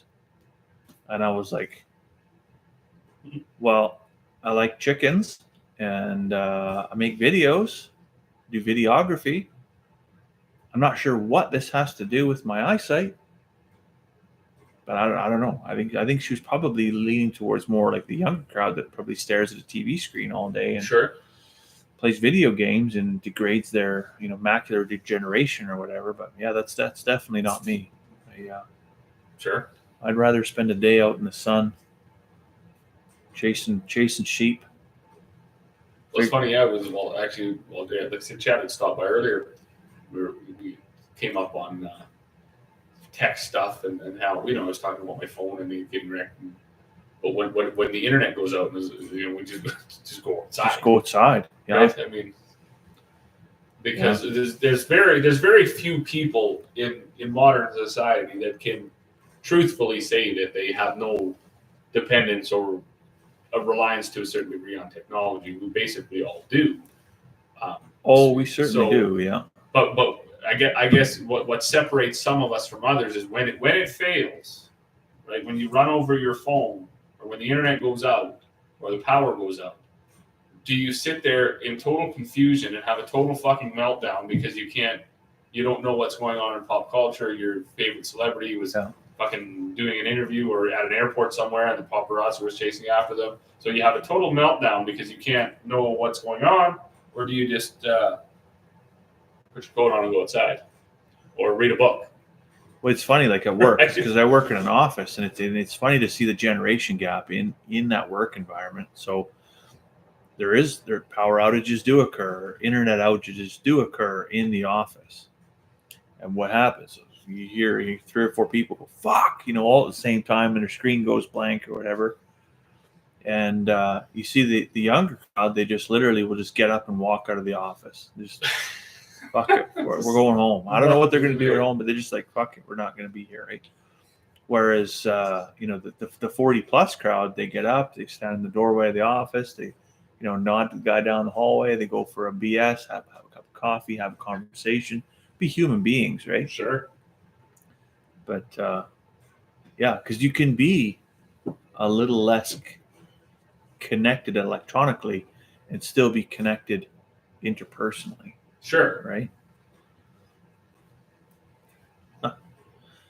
What do you think of the cigar? I'm really liking this. Yeah, The whole thing. It all works. It's good. It's good. Yeah.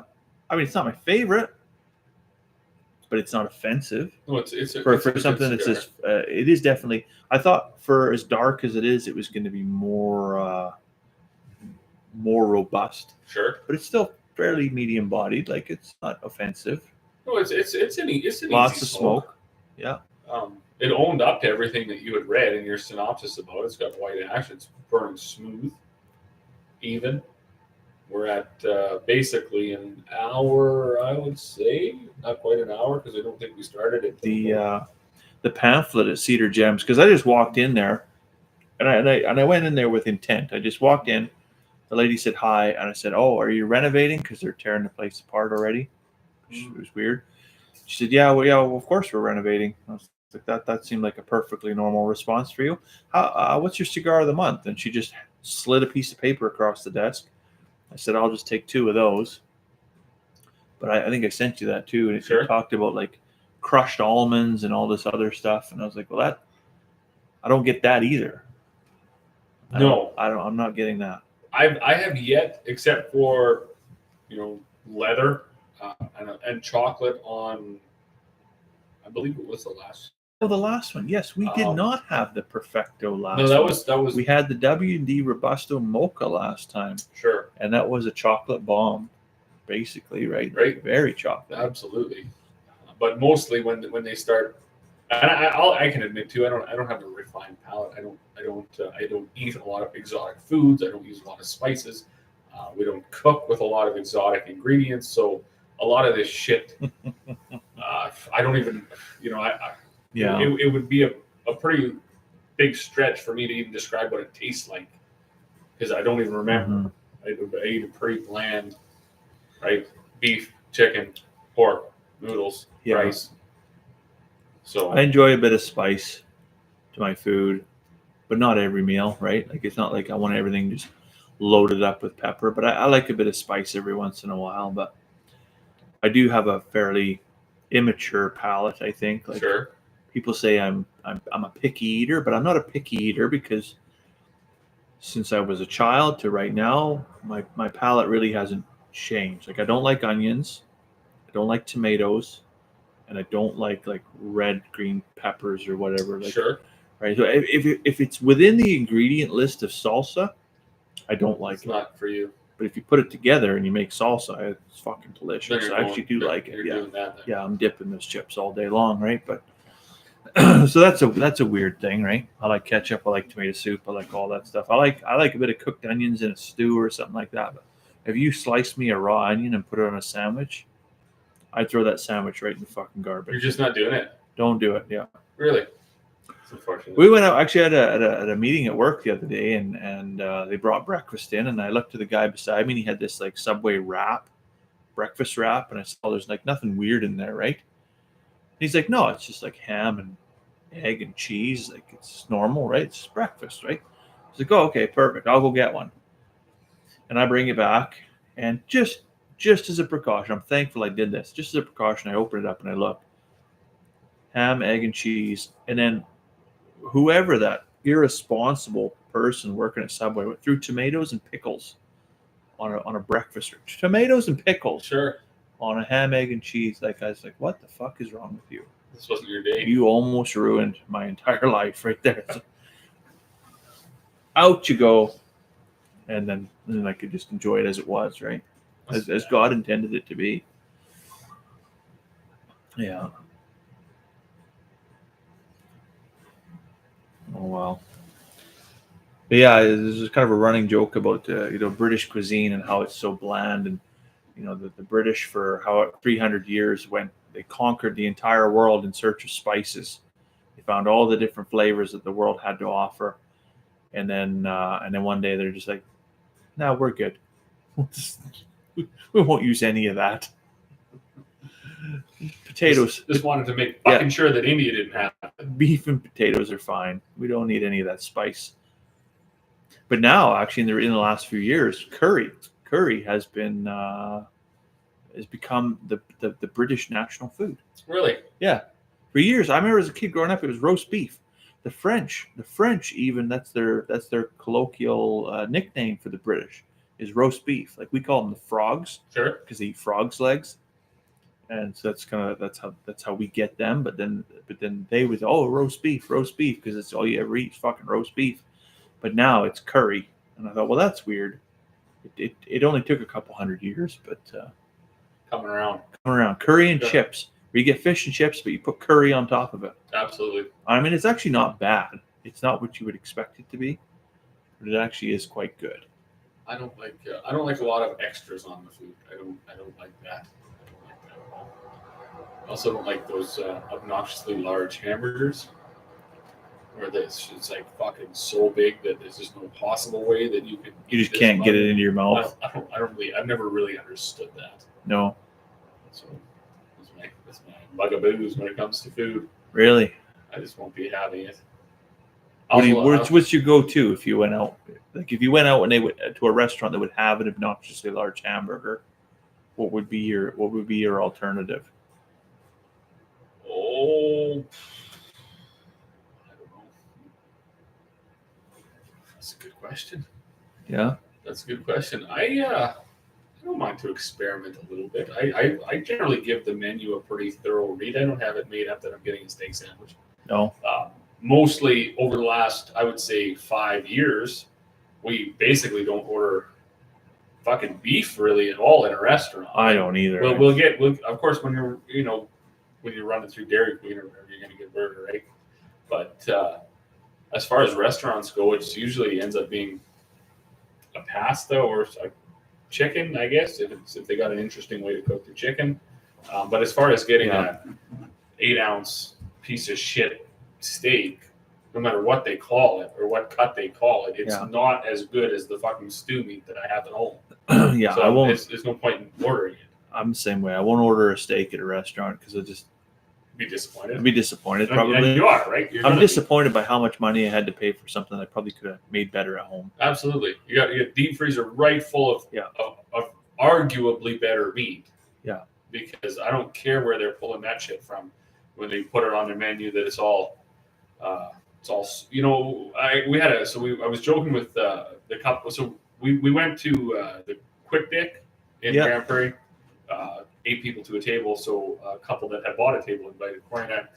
So there we had the full table, and they had beef. I think this was it was Alberta beef, I think, because I think they put it on or whatever. Well, because he's a farmer too, right? He is, yeah. Yeah. But I was joking, and I was thinking, like, so the gentleman I was sitting with, I mean, they raise a tremendous amount of beef. They got Wagyu beef, they got fucking Angus. Again, arguably the best beef that you will get in Canada for sure, probably in North America, and probably fucking the majority of the world, right? That's why Alberta beef is sought after for barley and for weather, basically, is what separates our beef for sure. I mean, you can get into thinking whatever about how it's raised. There's ethical farms all over the fucking planet. Sure, there is, no matter where you go. We have the climate and the access to barley. Yeah, what separates. You get that marbling. Beef. Yeah, but the shit that they had in their steam trays, I assume, came straight from High River, straight out of Argentina, of the feedlot, and it was no. Well, they said it was Alberta, I think, but.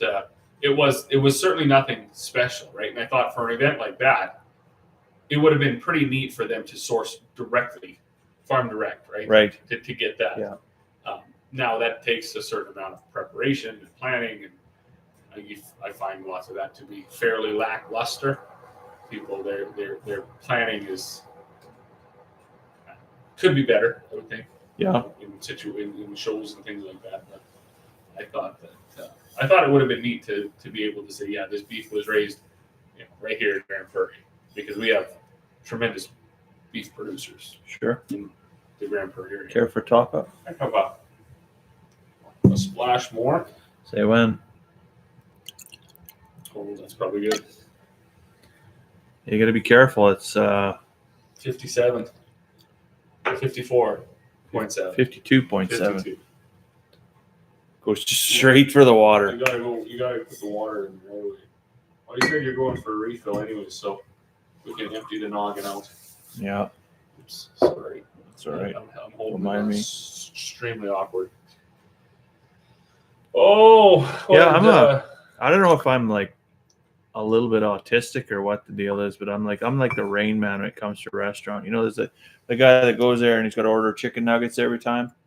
I go for the buffalo chicken sandwich. I think every restaurant I've ever been to that would ever have a buffalo chicken sandwich on the menu, that's my go-to. A little bit of coleslaw, throw it on the top. I switched around and I got buffalo. I got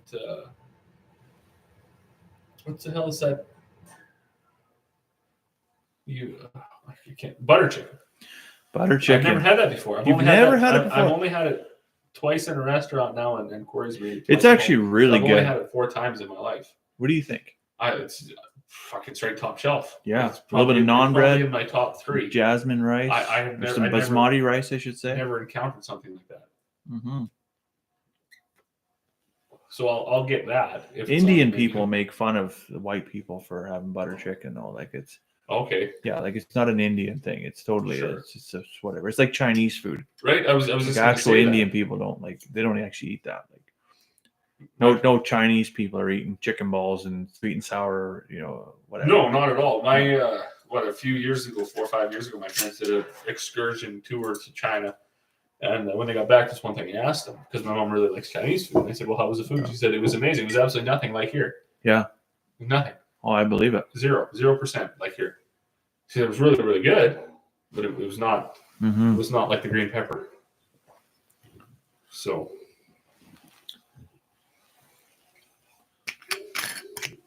Interesting. Tuck that in there. What are we going to do with these when this bottle gets, because I mean, we were going at this for a while here.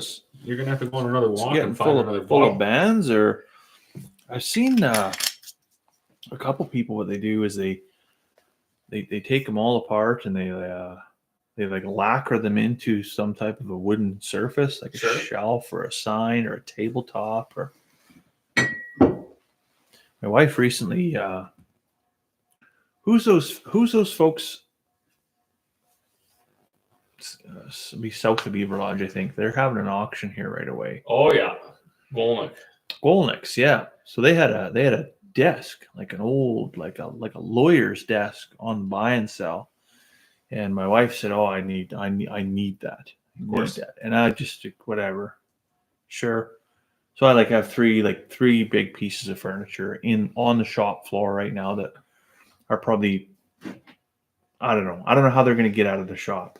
Taking up real estate. But they're taking up a lot of real estate. And she was like, I don't know if I like this. I'm going to try and redo it.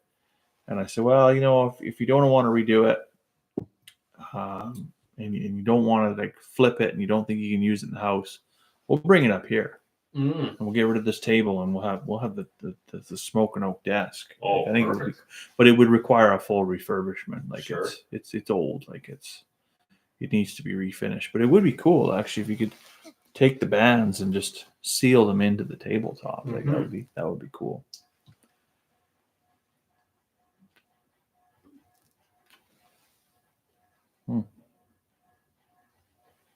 You said hour and 15, eh?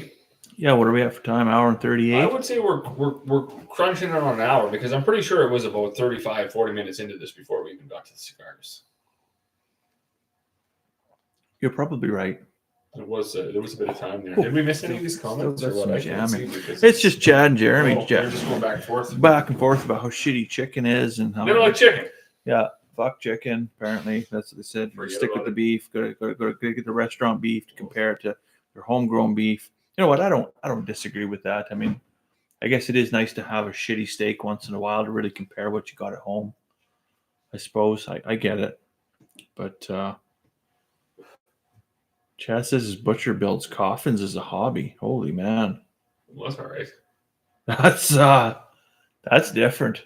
Yeah, but hey, if it generates some revenue, that's a pretty good hobby to have. Sure, it's there's never going to be a shortage of a need there. No, that's for sure.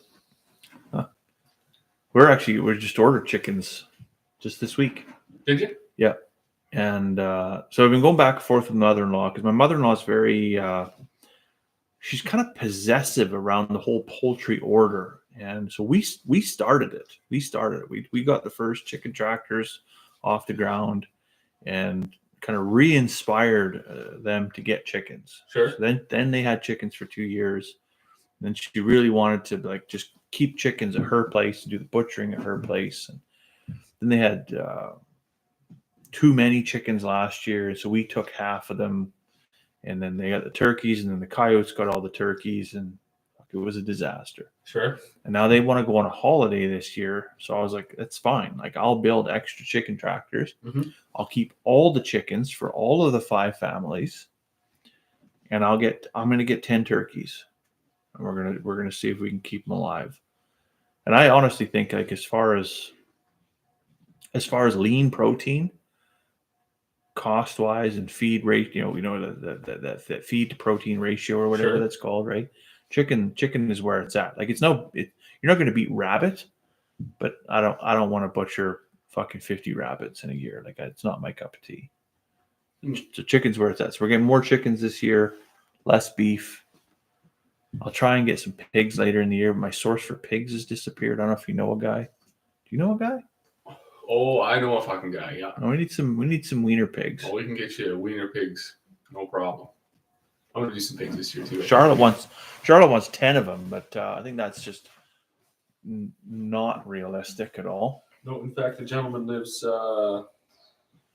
straight. You're up across the highway, correction line, half a mile. Okay, well, He's got like 1,000 fucking pigs. I think he said he had. He's gonna have, I don't know, a tremendous amount of pigs. Okay. Hundreds. Well, when that time comes. Hundreds. And he's only right there, so. Gotta get me hooked up there, because I want 5. That's the plan. Let's get 5. Make my own bacon. Make my own sausage. Sure. Oh, they're fun to have too. Yeah. We got to. It was funny. I was kind of hoping that we could get organized this weekend, right? Because there's not a lot of hockey going on. It's 4-day weekend for the kids. Right. Yeah. We started to tin our barn. That really? Barn. It's fucking looking mint. Nice. But we got the Hollywood side done, which was all straight, no windows, no measuring. Yeah. Got around the corner, and then the help fucked off. Sure. And that's when it gets tough. And it seems to be like the help is going to continue to fuck off, I guess, indefinitely. So we're just never going to finish it. Which really pisses me off, because we were on a roll. Do you want help? I'll come help you. Well, yes and no, but fucking we'll see, because they're like, well, we've got all these plans, and we're going. I thought, Family Day would have been a perfect day to do this, right? And I guess this would be interesting, because I don't think that it would be unrealistic to spend Family Day tinning the barn. Yeah, we want to spend Family Day going fucking skating. I skate Tuesday, Thursday with the kids, then we do hockey. Fucking Friday, Saturday, Sunday, or whatever. Saturday, Sunday. You're a skater? You're a hockey player, or what? Well, I help to coach the kids' teams now, because there was that all happened because there was a lack of involvement from the other parents. Sure. And I don't mind. I played hockey for 16 years. I can skate. I don't mind. I don't watch the sport, but I like the sport. Right. Okay. Right? I think it's a good sport for young kids to be involved in. Get them be athletic and get out and get some exercise. I don't mind doing it. I actually really enjoy it, but I don't need to go skating on fucking Monday. I don't need to go skating on Family Day. Go skating on a fucking shitty pond. I have no interest in it. Yeah. On a pond, even that's ballsy right now. Well, it's not a thing. Like, I don't want to do that. I don't mind it. They got the bench to sit on at the arena. You put your skates on. You walk onto the ice. Skate around for an hour. You get up the ice, take your skates up, and go. Yeah. Now you got to drag your bag through the fucking field with your lawn chair. Like, I don't get any joy out of this, right? Sure. I mean, because it's Family Day, we have to be fucking miserable. Same with camping, right? I don't get any joy out of that. I don't see why we have to be fucking miserable and then hide behind, well, the kids enjoy it, right? They also go to West Edmonton fucking Mall, which I also enjoy. So why can't we just do that instead of going camping? Yeah. Right? And we can all win. Huh. It doesn't have to be. So anyways, I'm still hoping to get out of this. But before I came here, it seemed that the plan was already made that Family Day we were going skating on the pond. I'm probably not going, because I'm not a guy. I'll just put fuck 10 on myself because I know if it will just won't get done. Well, if it's Monday, I'm not coming to help you. No, that's you can't do that. But I'm judging 4-H public speaking on Monday because that was one I did it last year and it was good. Whatever, Sure. help out, right? A little bit of civic duty. Yeah. Help the kids out, encourage them a little bit, give them some guidance, teach them a little bit of leadership skills. Public speaking is a really good skill set to have. Sure. For their development. But I got asked again this year, and the lady she sent me an email with the whole package or whatever. She's like, "Oh, supply us with a bio for the MCs to announce who you are." And I thought, what am I going to say? You know. Yeah, well, I hear you. I like to be in the back. Yeah. Right. I don't want any spotlight on me. Yeah. Which is kind of fucking insane to say since there's two right there. But well, imagine that, eh? Imagine that. What did we miss here? There's also not box. Told him to quit eyeballing me, sizing me up. Jeremy has pigs apparently too. I didn't know that. I actually didn't know that either.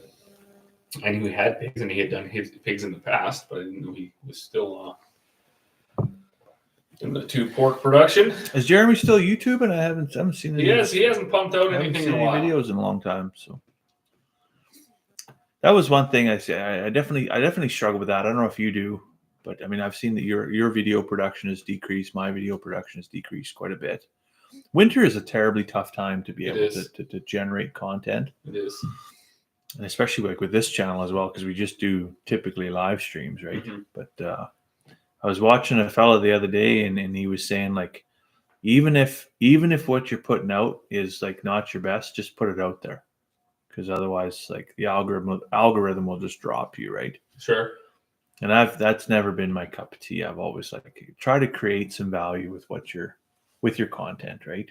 Well, I found like even because we do for a while there I was pumping out a few TikToks or whatever, and it was kind of, and then I just kind of hit like a block, and I think it was because like what I do, and I was telling Chad when he pulled in today, and I was like, there you go, now you can see all day every day. I get up, I respond to texts, emails, phone calls till 9 o'clock. Yeah, and I go out and I grind grain till anywhere from 3 to 9 o'clock at night, depending on what I have going on in the evening. Yeah. There's no maintenance on anything getting done. I mean, my dad's out there doing it, and I try to pop in in between loading trucks or whatever if I get caught up on bags, but never enough time to set up a tripod or whatever and create any other footage. So who wants to just see making a fucking bag of grain over and over again? It's hard, especially this time of year where it's very, very repetitive, right? I mean, I'm not even hauling grain, right? Yeah. Like we're not doing anything. That's what I find too. Is it's like, okay, do you really want me to just show you pouring another pail of molasses to the sheep? Yeah. You really want to see me pack another square bale to the donkey? So you try and integrate a bit of a story or a bit of a tale or whatever, and so. What I think what it originated as maybe more of an educational channel, over the winter time becomes more of a video diary, right? Sure. And you're just kind of opening the book of yourself and yeah. And this is who I am, and this is what my life looks like, right? Well, it was super unfortunate because I had like a pretty good 8 minutes, and I thought it was a little bit funny talking about the Super Bowl and the halftime show, and then had faded into 3:30 in the morning, jumped in my truck, headed to Edmonton to be there for 9. Yeah. Had a little bit of footage about that, had some footage, Jeremy came along on the drive, so I had some footage of him on there, and then some footage on the way back, and then I ran over my fucking phone, and that was all gone. All gone. So I was like, well, there we go. That's all. Yeah, that's disheartening. That's all gone. So now we'll start over. And then I got back, woke up, started making feed. And then the next day I made feed. Yeah. So the old Smoking Oak TikTok's taken off though. That's good to see. I seen you were. Well, I was. You just got to think of something outrageous, but not outlandish to say. Right. Right. Like it's got to be slightly like on the cusp of what is acceptable and what is not. I think is kind of the trigger there. Well, it is tricky to find that. Like, I put out 2 there the other day, which I thought, like, I laughed to myself all day about them. I do that too. Was, I just laughed to myself. This is so funny. It was just like thrown out. Yeah. And then it kind of just went, poof. But yeah. Gone. But the rest of the world looks at that and be like, I think that guy's autistic. Sure. Right? Like, he's not firing on all cylinders, that guy. His mama definitely knows he's special. Elevator doesn't go all the way to the top. Yeah.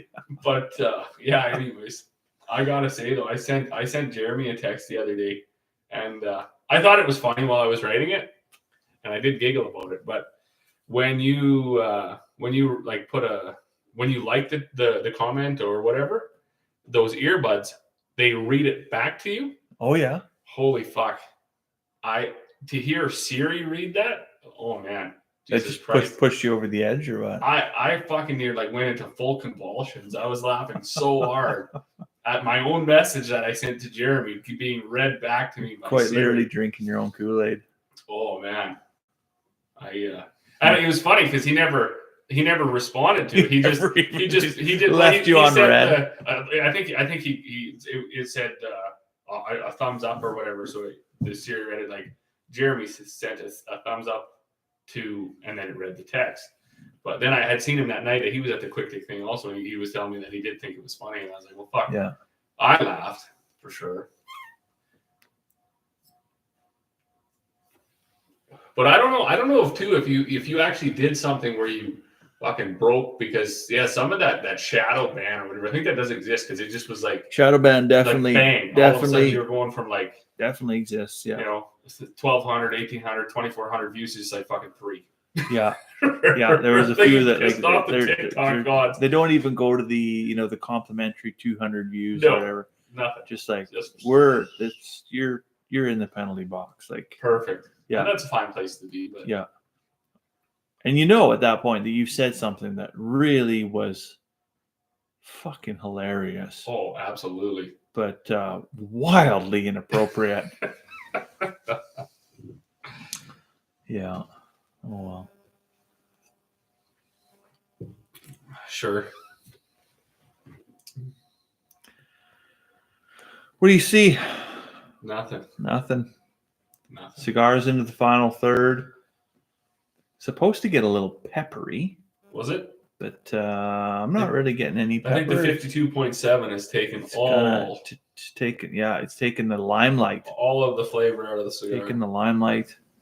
It is a good whiskey though, but it's a really good whiskey. But you can definitely tell, like the 2 drinks we've had, or maybe one and a bit we've had, is it's there, right? It is. It's there. It's like, whew, like that's a lot. It's not something like I know Philip had said right at the beginning. Are you guys going to finish that bottle? No, sir. No, sir. No, unless there's a cot set up right there. This guy is not getting down that road. Plus, I got to be up for the kids. I'm too old. I'd be needing a puke pail. Same way. Wife's working tomorrow. I got full care and control of the kids all day tomorrow. I got to find something fun and interesting for them to do outdoors. So hopefully the weather's nice tomorrow. I know a guy putting tin on a barn. Yeah. I'm going to bring my drills over. Many hands make light work. Oh, it's not too bad. It's just getting set up, right? That's it. Just getting the longest step, the hardest step is the first step. Yeah. And it's fun. I actually quite enjoy doing that kind of stuff, but I find what I don't enjoy is the lack of dedication from the hired hands. Right. And it's just like, at any fucking moment, there's just something else to do better. Sure. And so it's just like, okay, well, fucking drop everything right here and we're off. Yeah. It's like, kind of be nice to finish the fucking thing, right? Yeah. Or what? I don't know. Yeah. I know when we built this place, that was the same challenge here. You get help, but you get what you pay for when you get free help. Sure. Right. And you can definitely tell where I worked on a thing by myself meticulously and I took my time. And then when the free help arrived and they had the 2-hour window, and it just, the quality control just went fucking right in the toilet.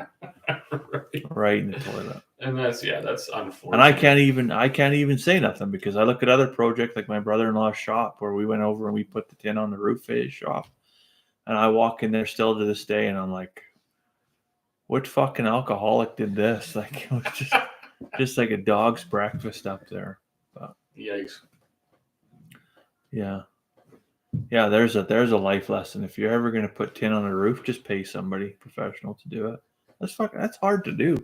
Oh, yes. That's hard to do. Well, those sheets are long, right? Yeah, long, and you get 2 Zoom booms side by side, and one guy's trying to hold it up and the other guy's trying to screw it.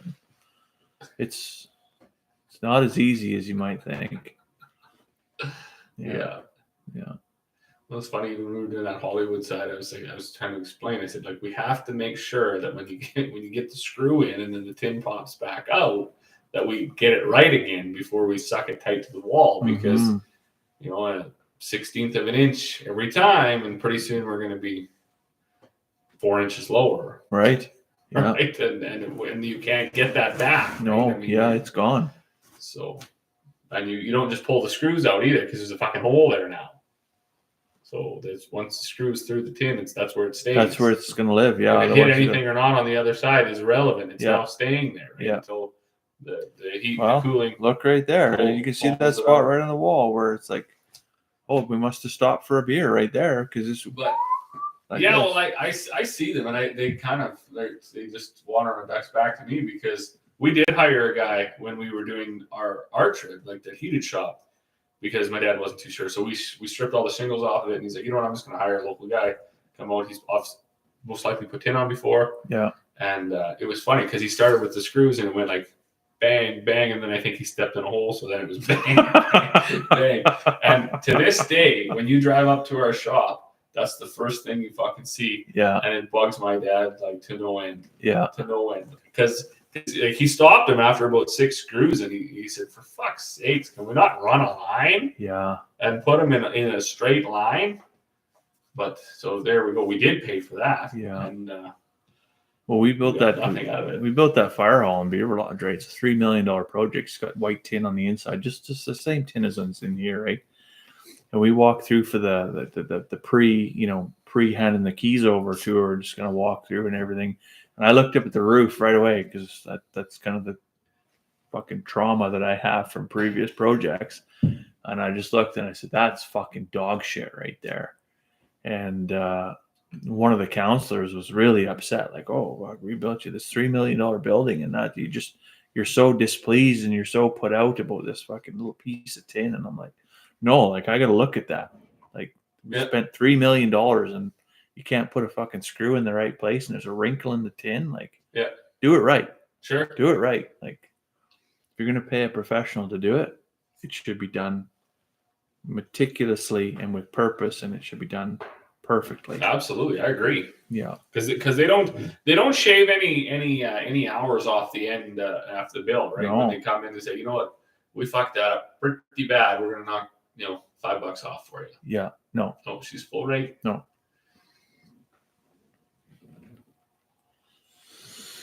Chad says we tinned the inside of my buddy's shop. I got good on to do mine after that experience.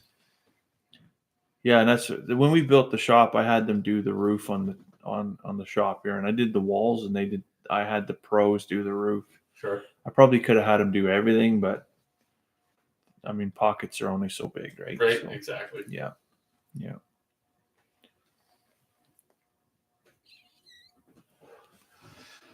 That was one thing I was pretty pumped about when we built the house. Is when we had planned, just like everybody else, we'll do upstairs, and then over time we'll do the basement. Yeah. And once you're already committing yourself to arguably your house, say if you're buying a house for the first time or whatever, it's going to be the largest purchase of your life. So yeah. So once you're already at this point, we were weighing the options about the basement, and then the cost of the materials, and then the cost of the work, and really, it was a lot more, but the work part of it wasn't that much. Yeah. So we were still going to be buying the material regardless. So the only hurdle was to get over the labor cost of getting it done. Yeah. And I know our house in town, when we bought it, the basement wasn't finished. And I got, I was working on the rig, so I'd come home and I got the walls framed just around the furnace room. And it was such a disaster, such an absolute disaster, because you don't even, it's one of those things where you don't know what you don't know, right? And you don't know the tricks of, should it be a 1/16 of an inch more or less? Is it drywall? Will that make the drywall line up properly? Yeah. So all these things, if you're a professional, you should know these things, right? We make it this distance, right? You got a window of how long this wall should be. Yeah. And should it be an extra 8 inches or not? What are those tricks? The drywall is going to fit here, right? And it's going to save you on the other end. I even asked them about the drywall on our house. I said, you guys wasted a lot of drywall. And they said, well, you'd be surprised on the mudding and taping side. It would cost you way more money if we had 40,000 extra joints where we fit all this shit in there, right? So drywall is actually cheap compared to the mudding and taping. And then if it's a bad mud and tape job, you're going to see everything for the rest of your life, right? Until you redo it. For sure. Whereas if you have less, and I'm, okay, well, that makes sense. So anyways, we ended up just having them do the basement as well. And every time I go down there to tuck the kids in, I'm just like, you know what, that was the right thing to do, and to just stretch it out over 70 years. Yeah. Well, when we built our house, it was the same thing. The cheap side of me was like, well, let's put an 8-foot wall in there because that's a standard board length, right? Yep. But the contractor was like, well, you could do that, but you actually won't save money. It'll cost you more to do that. Go with a 9-foot wall. It's a 9-foot sheet of drywall, and we'll cut a foot off of that 10-foot 2x4 for your interior framing. It'll cost you less to do that. And I never would have. Sure. I never would have known that, right? Mm-hmm. And we got halfway through the build, and we get to start talking about the basement, and it was going to be $15,000 to drywall the basement. And I thought about that. And I thought, man, I may never get there by myself, right? And if we finally do decide to get there, I'm probably still going to hire it out, right? And then I'm going to deal with the mess that goes with, basically work on not on a renovation, but a construction project in a house that you're trying to live in. Yep. And I'd be mad. And I'd be disgusted. Just get it done. Just get it done. The only thing we didn't put in was the ceiling. I'm still going to put a drop ceiling in. Yep. And to this day, like Charlotte's bedroom is downstairs, and I tuck her into bed, and almost every night she looks up at the ceiling and she's like, Dad, why don't we have a ceiling in the bed? Why does my ceiling look like this, right? Why is it just floor joists, right? And I have to explain to her that, I just don't have the time. I just haven't got to yet. It's, next year. Right? She might be graduated by the time I get that ceiling in the basement. Sure. So, yeah, who knows? I might be selling the house and selling the whole farm and moving to town when I'm 70 years old by the time I do the ceiling. I don't know. Mm-hmm. Nobody's going to look That'll like be it, right? You'll get that done just so you can list the place. Well, I know that's a good point, because when we did the basement in town, the drywall dust was absolutely brutal blowing through the house. Awful. Hey? We had duct cleaners come in, and where that's the whole thing, right? Once the new build was done, then they bring the duct cleaners in and they clean it all out before the furnace is even kicked on. Yeah. So that shit's not blowing all around. Yeah. And it was. You get your furnace done every year or every 2 years, or? Well, we did it once when we lived in town. Yeah. I'm not 100% sold on the old duct cleaning, because I kind of watched him when he did it in town.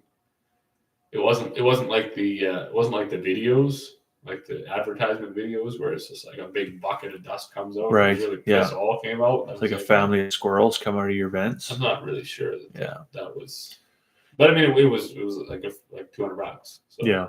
Maybe we just got fucked and he didn't even do it. I don't know. We just had ours done anyways, and I wasn't home.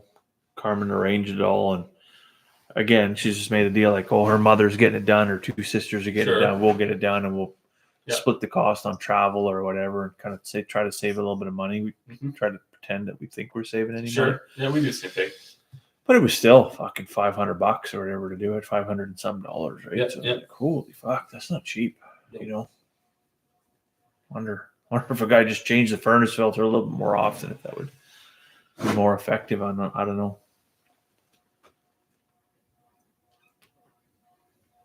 But it's crazy how much dust comes into a house, especially a farmhouse. Like Unbelievable. the shit you drag in from outside is just unbelievable. It is. It is unbelievable. Yeah. You are mopping and sweeping and vacuuming constantly. Yeah. All day, every day. Yeah. Of course, we live. Wow.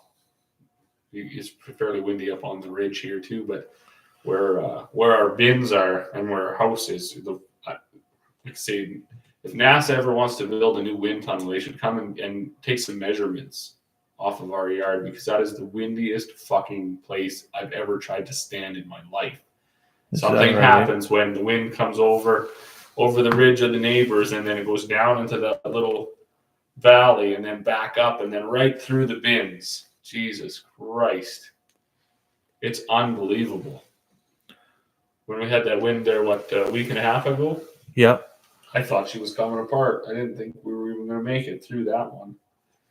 But I guess it was windy all over. So. Peeled half the tin off my sheep shelter and broke the windshield on my truck, actually. Oh, wow. I was driving to work at 5:36 in the morning. That big That's when wind it came on. Came on. And I was going by Wembley, actually, and I thought, man, it sure sounds like I'm getting pelted by gravel.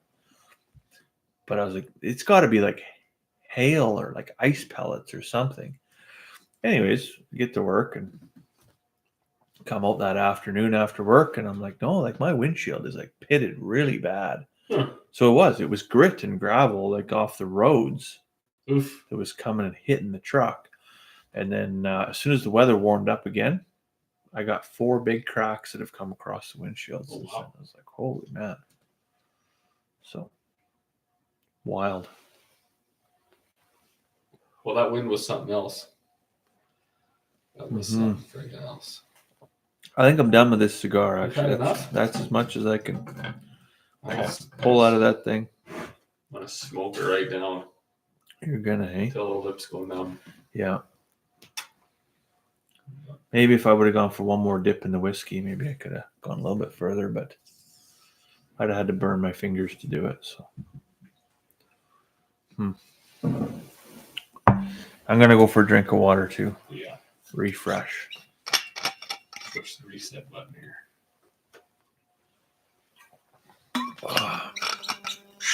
What should we do for the next live stream? What are you thinking? We're going to poll the group or what? I haven't put up a poll in a while. I was trying to come up with ideas there before we landed on this one, and I don't know. I guess it's weird. This winter has been weird. I had the old creative block where I haven't been able to come up with too much. It's interesting though when you look at that list of all the live streams we've actually done. It's a very diverse list. Oh, sure. Right. When I look back too, because when I go back and I try to find names to enter into the draw, I kind of just scroll back and see the ones we've done and the hours we've spent. Like we've done, I think the longest was like 3 hours and 20 minutes. Yeah, we've done some 3-hour sessions for sure. We had that binder still around here with the notes we've done on things like shopping local and beef production and all that stuff. And we had some good information. Right here, all the notes. We might have to get back to that where we come up with a topic where there's some because I was going to write down some research, some ticket prices and stuff, and then I watched a similar TikTok to what you had said, where how much did you pay for your ticket?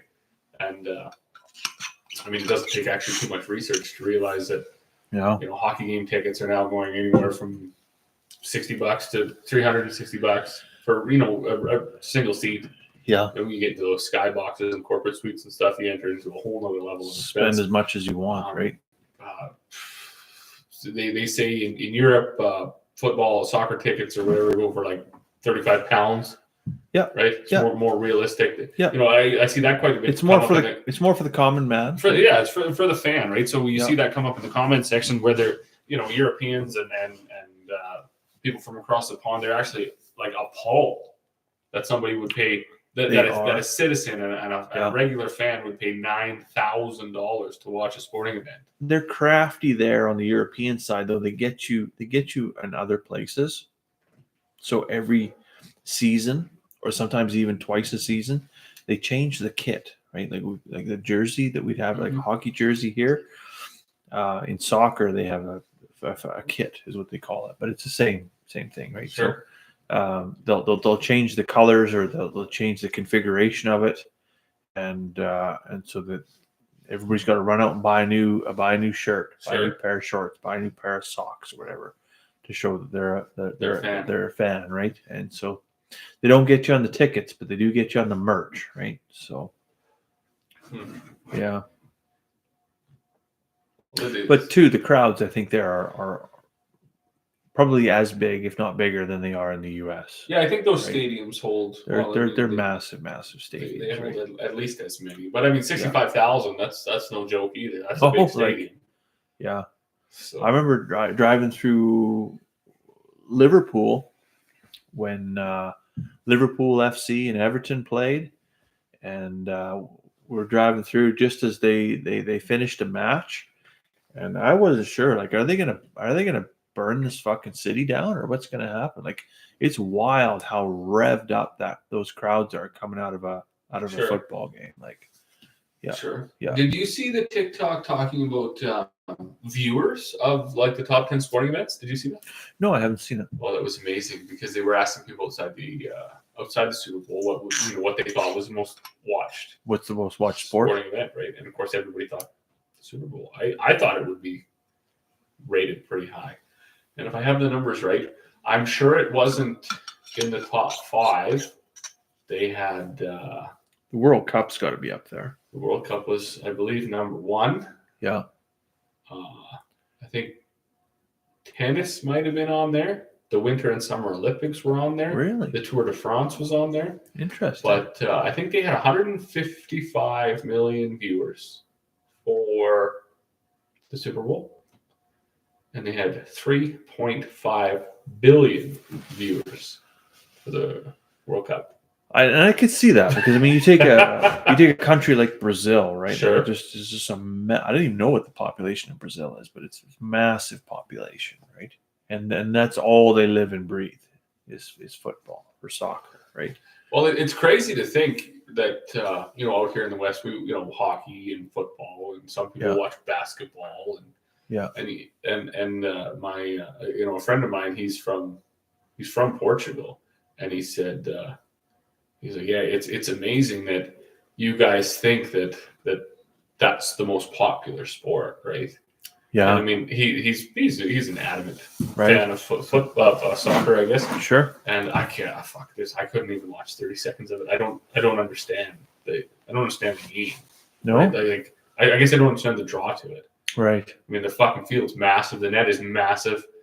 There's fucking sparsely located people, and I've heard that argument before, where it's the like ball here, you kick the ball, and then some other cunt will kick it, and the ball the fucking way back over there, and then they all run that way, and then some cunt kicks it all the fucking way back over there. The score is like a riveting score is like 3-1. Yeah, 90 minutes, and quite often the score is 0-1.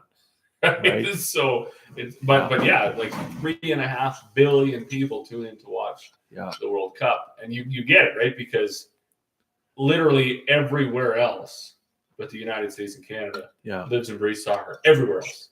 But the announcers... cricket was another one. Cricket was on. Cricket be up there, yeah. I mean, it wasn't tennis, it was cricket. Yeah.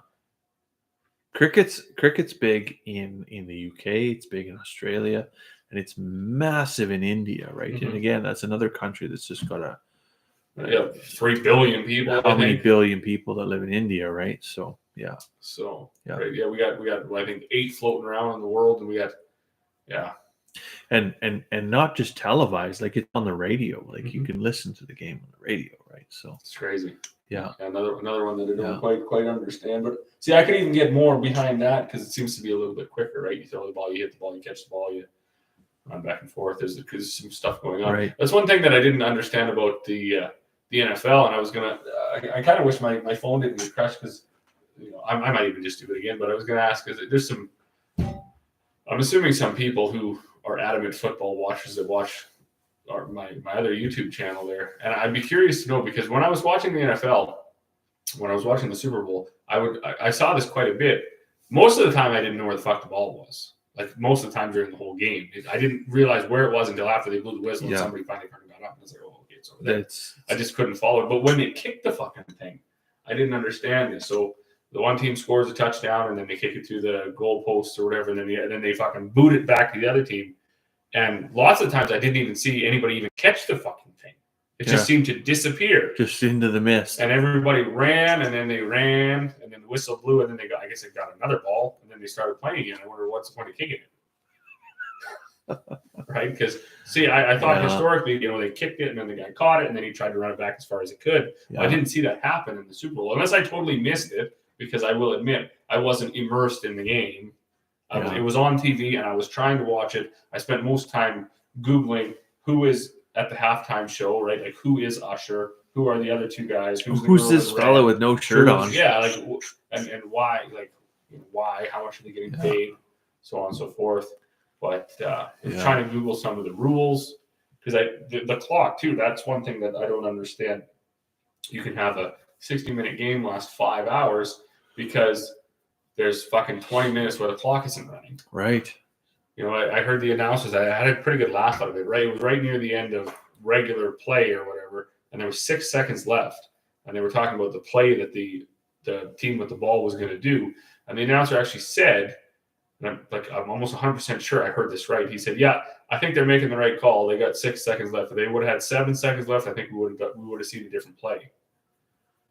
Right, but they'll stretch that. Because you fucking imagine you hinging the whole entire game on 1 second. Yeah, they'll play that whole 7 seconds over half an hour. Right, it's wild. It was. So I got to learn the rules of why the clock only runs at certain times, and sometimes it stayed running. Yeah. So there was points of the game where it seemed they played, and the fucking thing never did start. Played it out, yeah. And then they would be. Then it would just be running while they were standing in a huddle. I'm thinking, well, fuck, shouldn't you shut it off now? It'd be a time to do it, but, anyways, I guess they didn't ask. They didn't ask me my opinion on the rules. So rugby makes a lot more sense to me. That makes sense. Sure. Yeah, you put a bunch of grown men in, and you fight for the ball, just to the death, and you fight all the way for the try, right? So, crazy. Yeah. Even like NASCAR is another one. Like that's huge in the States. College basketball is another one. Yeah. We were down in South Dakota. This is back in like 2013. We were down in South Dakota, and there was like NCAA, I think is what they call it, college basketball. And I couldn't believe it. They said that there was like 20,000 people watching that game. Sure. And it's like it's not even like not even the NBA, like a professional league. Sure. Right. But it's a huge deal. I couldn't fathom it. But, like nobody knows who these people are yet. Well, I think the people who watch it do though. Yeah, right? That's right. Yeah, I guess that's true. And that's what confuses me is those. I mean, I got some friends and stuff, and it was funny. I was talking to a guy when I was working on the rigs, and I was like, "Yeah, I know a buddy of mine." It's funny because he knows when they're doing their tryouts or whatever, and they know they're whatever. He can tell you who's going to make the team, and I was like, he should coach. And this guy looked at me, he's like, "Fuck, we can all do that." Right. And I was like, "Oh fuck, I don't even know their names. Like I know a few, right? Connor McDavid, I know that name. Yeah. I know that he plays for the Oilers. Right. And there's a Bernard. I know that guy's name too. Yeah. Don't actually know what fuck team he plays for. Could be the Oilers too. But, it's the Oilers. It was. So those are two names. And then I'm still like, I know Wayne Gretzky, Steve Yzerman. Yeah. Other than that, the Russian guy, Ovechkin, he was in the news for a little while there. Right. Sidney Crosby. Like but that's it. Yeah. I couldn't even fucking tell you what team they play for, mate. Like I have no idea, but I just hear them on the radio. They're usually on the news. They're kind of household names, right? But to know the whole entire roster of one team and where they fit and what line they're on and who's going to make how many career goals they've ever had. It's just like, holy fuck, do you have nothing going on in your life that you can have room in your fucking brain to know that? Yeah. So, and I guess it's whatever drives, whatever floats your boat.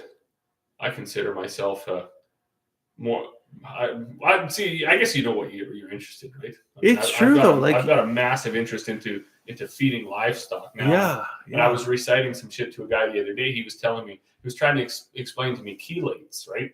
Chelated mineral. Yeah. And he had it so fucking wrong. So when he finished, I even looked at him. I was like, that is not even at all. Like that's not it at all. And he said, well, then I was lied to by the mineral guy. And I was like, well, you 100%. Sure. That's not it at all. Yeah. And then I told him what my understanding of it was. And then when he left, I actually Googled it again. And then I took a screenshot and I sent that to him. I was like, just because you looked at me like I was full of shit. Yeah. Yeah. I just want you to know that. So I guess it's what you're interested in. What your passion is, right? But yeah, I've worked with people like that they can tell you every statistic of almost every player in a specific league has ever had in their entire career. And I thought, like, you have children. I'm like, sorry for you. When's your kid's birthday? Like, do you remember that? No doubt. You know, like how much time can you dedicate in your life to something that arguably creates, no value? But then I have to sympathize and I say, well, you know what? We do a thing like this, right? And maybe that creates no value to them, right? That's their thing. That's their haven. That's their getaway. That's their self-care. Well, then it must be right. That's their getaway. They have their fantasy leagues where they dedicate a lot of time to pick. I don't even still understand how that works. Yeah.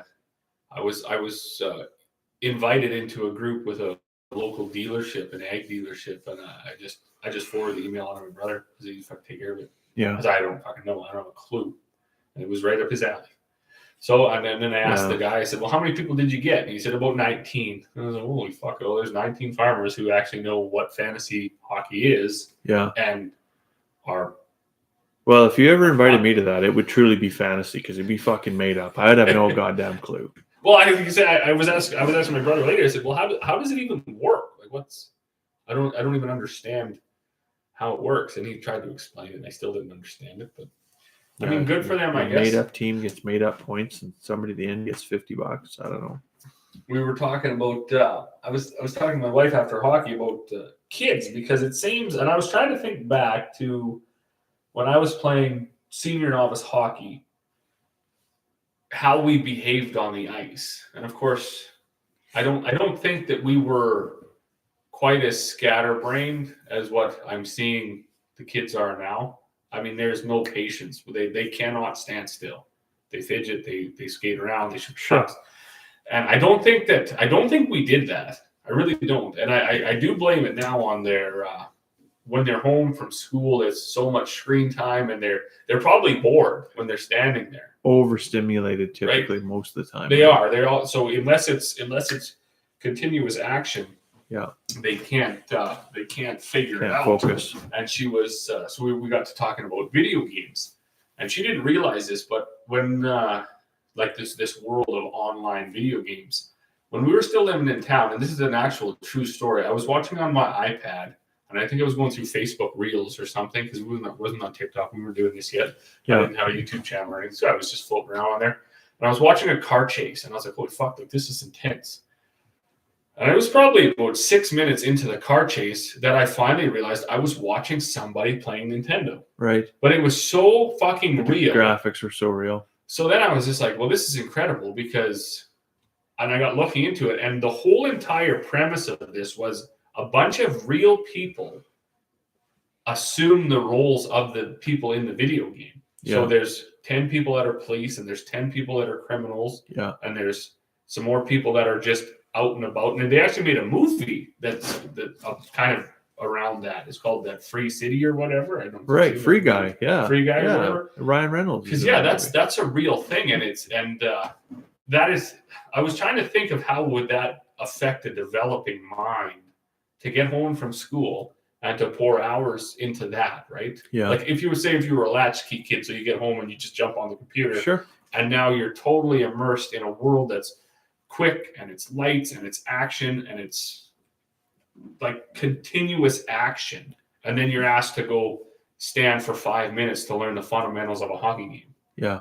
It's probably not even fucking possible. Yeah, So it's really not their kid's fault. You can't even fucking stand in front of the microwave for fucking 2 minutes and watch your Pop-Tart come out of there, right? It was totally amazing. So I was telling, Yeah. like say, I was telling my wife, I didn't realize that was a thing. And I was like, yeah, there's like the World of Warcraft where everybody's a monster, but it's Right. all real people control. And there's the ones where there's cops and robbers and Wild West, and there's ones that are flight simulators where there's an actual real person somewhere in the world sitting in his office being the air traffic controller, and there's people around the globe being pilots. Yeah. So it's this continuous stimulation all the time. And it's interesting to me that grown-ups do that. That confuses me. Because we don't have a video. We have a Wii, but we don't have a video game system in the house, and the Wii's rarely ever on. Yeah. The kids play Wii bowling the odd time. But a lot of kids their age, they're just right. I mean, we've had some over for sleepovers or whatever, and they're well, where's your Nintendo? Is it the kids don't play one? They'll have it, yeah. Like it fucking go outside, right? I mean, they will have one eventually. I'm not going to deprive them of that, right? But they and then I was telling too. Go play in the dirt. I said, that 64-bit normal Nintendo where the guy moved like tick tick tick tick, right? You can only move in right angles, and then like that must have been a whole different, or would be a whole different effect on your mind than actual real, it's almost reality. For sure. It's it is super, now. And especially when it's like multi-role player games on the internet, because it's other people making human real-time decisions, right? So yeah, you can't deny that it's definitely affecting development. It has to be. It's incredible. Psychological effect is huge, right? So that's something that I was even watching a video today. They were talking about AI, and the development there is like it's already surpassed what the safe level is. Sure. And I can believe that. And so, but for the individual user, what's safe and what's not safe is very subjective. And so a lot of people maybe have this misperception that at some point when things get like dangerous with AI, that we can hit a red button and just shut it down. And we actually can't. That red button doesn't exist, right? So yeah, like technology is moving faster than human creativity is, right? Well, I seen an eerie thing, and they I think you've seen these too, where they ask AI questions or whatever, and it comes up with weird answers. Yeah. And there was one, and it was like 10 years down the road as AI develops, and they say, these robots or beings or wherever they come, and they say, we're here to save the planet, and everybody thinks that they're right. Yeah, sure. And they eliminate us. Yeah, because we're a parasite. And now they've saved the planet. And I'm like, fuck, I wouldn't even blame them. Yeah. I get it. Yeah. So incredible. Anyways, that was definitely a tangent from celebrities, but it was an interesting one that affected me last week as I was watching these minions misbehave on the ice, thinking, well, why are you incapable of standing still, even when asked? Yeah. Like when politely asked, okay, everybody take a knee. Sure. It cannot be done. Can't do it. The fidgeting is there, and the So I was in a class. I was teaching a class the other day on Monday, and within that class, there's 4 17-year-old kids that are cadets, right? And trying to teach, and then they're having a side conversation. And I just, hey, sure, let's just have one lesson here, and that concept was completely foreign to them, right? And I thought, wow, like I wonder what it would be like to be a teacher nowadays, Jesus. And to just have that's just one group of 4 in a group of 20 that's having a side conversation. What do you do when your entire group of 20? Well, maybe the class size 35, 40 now. Sure. So you've got 10 side conversations going. How do you rein that in and maintain that attention span? Like, how do you grab the crowd and keep them all? It must be unbelievably draining to try to teach in an elementary school. Oh, it'd be something else. It must be unbelievably draining. Yeah. I there's no way I could do it. I mean, hats off to those that do. There's no way. There's no way. But I seen it when we had our daughter in gymnastics, because the few times that I went, I would sit up there and watch. And I felt bad for everyone involved, including the instructors or whatever. And I get it, because that audience was full, or those stands were full of parents. So one misstep, one wrong move, and you're going to hear about it, right? Right. Yeah. So all I saw was basically distance, right? They distanced themselves from the group they were teaching. Yeah. If you wanted to listen, that was fine. If you wanted to go do your own thing, that was fine as well. Nobody pulled you back. And I mean, that was one of the reasons I said, if you don't want to do gymnastics, it's fine, because you're actually not getting anything anyways. Yeah. So it doesn't matter to you. I'm not going to force you to go back there. I don't care. Fair enough. Yeah. I've been here 3 times, and I've seen you goof around the entire time. So I mean, you may as well just go to the park, right? Because that doesn't cost $450 a year. Yeah. Or as a session or whatever it is. Chad says he had 33 in a class, and teachers had our full and undivided attention.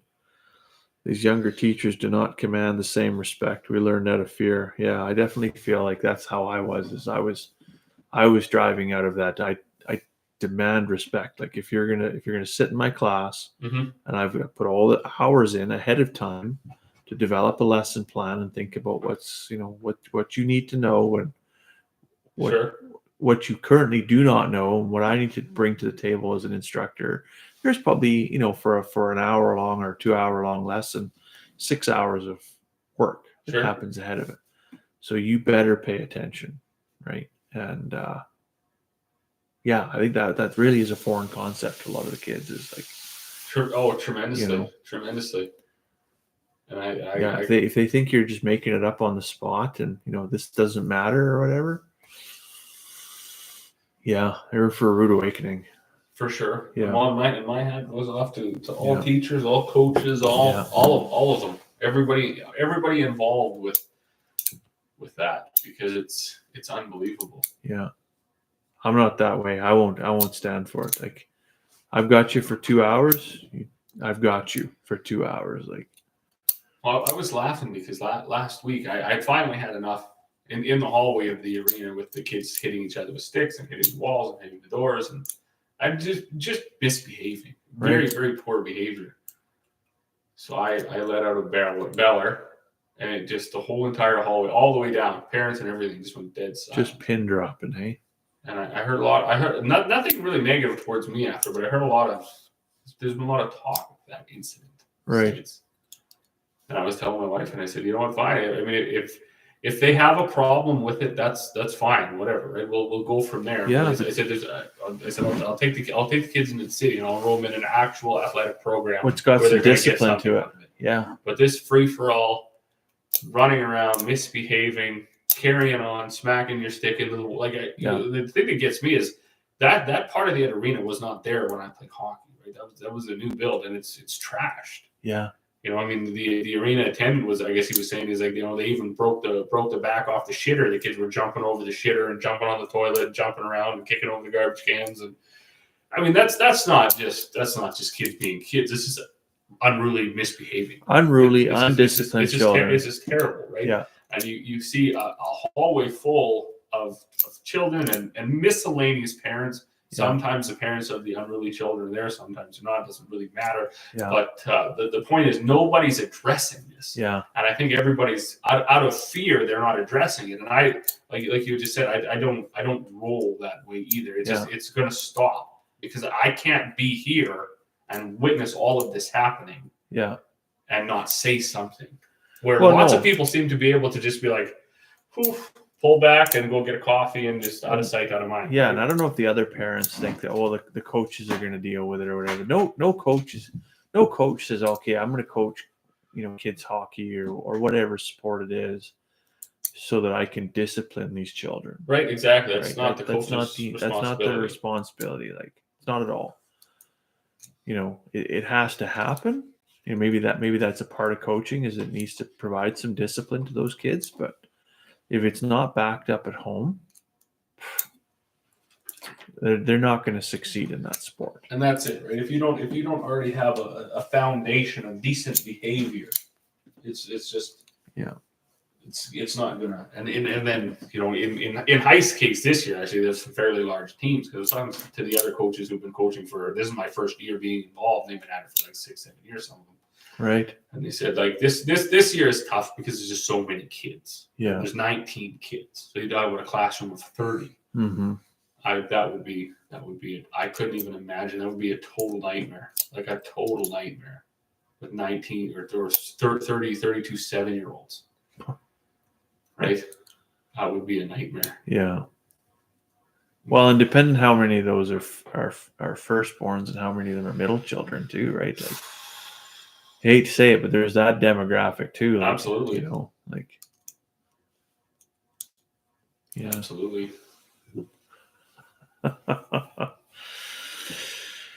Oh, Robin Tangadol's on. He says, "Good evening, gentlemen." Oh, good evening.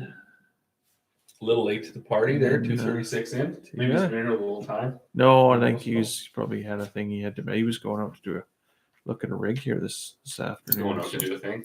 Yeah, going to see a man about a service rig. And then Chad says, starts with the parents. A lot of kids have no discipline. Sad, really. My kids had respect. It served them well as they've gotten older. And I will say, like, I remember, man, it's so many years ago now, and I can't even remember, but probably I would have been about 11 or 12 years old, getting a report card back from school, and the teacher highlighted that I was conscientious, and I remember that word, and I've pretty much tried to live my life from that moment on based upon that summary. Because what is it to be conscientious? It's to be not only self-aware, but self-aware of the impact that you have upon other people, right? In some cases that showcases is respect. In some cases that's something else. But to understand the responsibility you have, to understand the consequence of your actions, Mm-hmm. right, is huge. And I don't think there's a lot of, I would say, emotionally intelligent people in today's society. There's a lot of self-interested people. Sure. Right. Or the world, the world is no bigger than they can see within their, immediate vision. They don't really look beyond. They don't look at the big picture. And that definitely trickles down to their children, I think. Not that you want to judge people, but no. But this is definitely concerning, right? It is. It is very concerning, alarming, if you will. Really, right? Because you just wonder. You wonder what kind of people these children are going to end up being, right? If they're just left unchecked, I guess. Mm-hmm. Because you see it. I mean, you see it now. Social media highlights the best and worst of society, right? I mean, all you got to do is go on there and type in public freakouts, and you can see what happens when left unchecked, right? And it's usually generally those people aren't elevated in their careers. They're not elevated in their society and in their circles. They just struggle. Yeah, they usually struggle, and it's unfortunate because you think like they do struggle, but then there's other people that when something is visibly wrong, I think there needs to be a better appropriation of social justice. Sure. Like when something is wrong, somebody should say something is wrong. Like when somebody is saying something that is morally or ethically wrong, there should be, less resistance to say something and act upon it instead of just going along. Sure. And just slowly eroding or degrading society as it is. Right. I agree with that 100%. Everybody's willing to stand there with the cell phone and video it and post it online, but nobody has the courage in that moment to say, hey, you're being a fucking idiot right now. Sure. Smarten up. You know, to beller at the kids in the hallway. Oh shit! Right. Well, it was funny because when I was watching a hockey game too, and there was 3 or 4 kids that kept running in front, and the arena's not full. When you're watching U9 and U7 kids, so kids under 7 years old, generally it's not a sellout crowd. Sure. It's a few grandmas and grandpas, maybe an auntie and an uncle, and some immediate family, some parents, and some siblings, right? So generally there's lots of rooms to sit, and usually you're congregated under the heater of the arena. Yeah. So there's usually a whole side where there's no heater and there's no people. Why the children choose to run through the crowd and jump on the bleachers where everybody is always confused me. Mm-hmm. I'm sure I did it as when I was little too. Yeah. But the difference was my mother was very quick to put you on the proper course. That's right. It was not going to happen. Yeah. You'd be just going home, right? So these kids are doing this anyways, and yet again, I was like, hey, you go where people aren't. Right. You're going to run around. That's right. And I had 2 or 3 people turn around and say, hey, thank you. And I'm thinking, like, why didn't you say something? Yeah. Like, have we descended this far into apathy where we just waiting for somebody else just to do hoping that you can get through this? You sit and you just shudder because there's only 16 minutes left and you just want to leave. Or why not just say something and then enjoy the last 15 minutes? Yeah. Right? It takes 10 seconds to tell the kids to move down, carry on. Yeah. We're running in here. I find it physically bothers me. Like we went to the Legion, the 4-H put on a supper at the Legion there. Was it last week or the week before? And of course, there's a few kids there, and I got my kids there. And when the supper's done, they all kind of want to play a little bit. But then they get running around amongst the tables or whatever. And I just, to my kids, like, hey, reel it in. Come on. If you're going to run around, like, go do it where there's not tables. Mm-hmm. If you're going to be where there are tables and there's people, then walk, be respectful, stay away from the stage, stay away from, don't bother people. Sure. Don't be a pest. And I found myself doing that 2, 3, maybe even 4 times throughout the night, and nobody else was saying anything. Sure.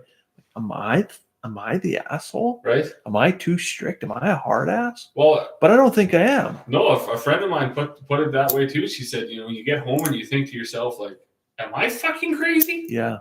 Am I the fucking crazy one? Because I seems to be the only one that's seen an issue here. The only one that's like piping up and saying, hey, like, rein it in. And well, it was like you had said, so many people they find it easier just to.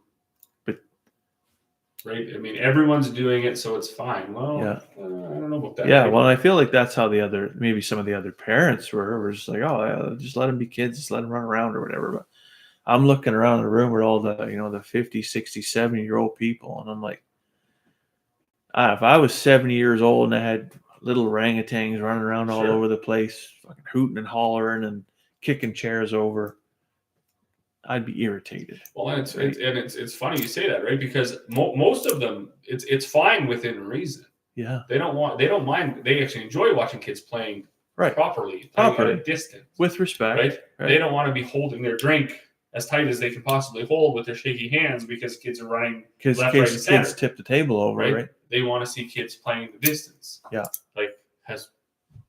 That's historical. Yeah.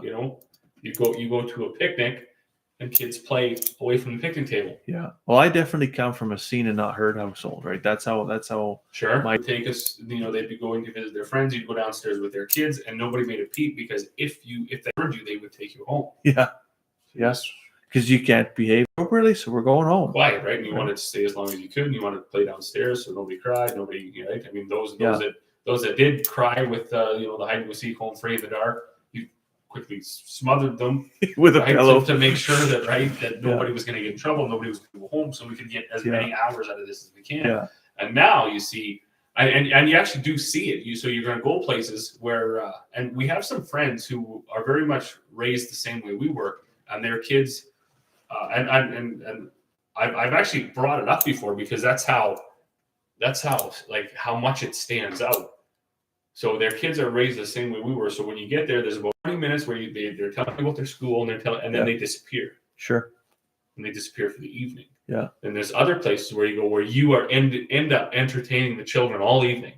Mm-hmm. And I don't care who you are, most grown-ups find that slightly irritating. Sure it is, yeah. Because you didn't go there to babysit. No, that's right. I mean, I have no problem socializing with people's kids. Yeah. For a while. Yeah. 10, 15, 20 minutes. Their lives are really not that interesting. My life isn't that interesting. No. So we'll get that out of the way. Then you go play your cars. Right? And we'll talk to your parents for a while. Yeah. And then we'll leave, and that's that. Yeah. And it's amazing to see the difference in, I guess, in parenting styles where, some kids understand that. Some kids don't. I'm all about go to the basement or go outside. Right? Go out in the front deck. Perfect. Come in, enjoy a meal, right? Get your cake and your ice cream or whatever you need to do. After that, get outside again. Sure. Go hoot and holler and get all your wiggles out. Expend all your energy. Absolutely. Right? Scream it to the stars outside. Mm-hmm. Not in my living room. Mm-hmm. Not in my kitchen. Don't run around the island.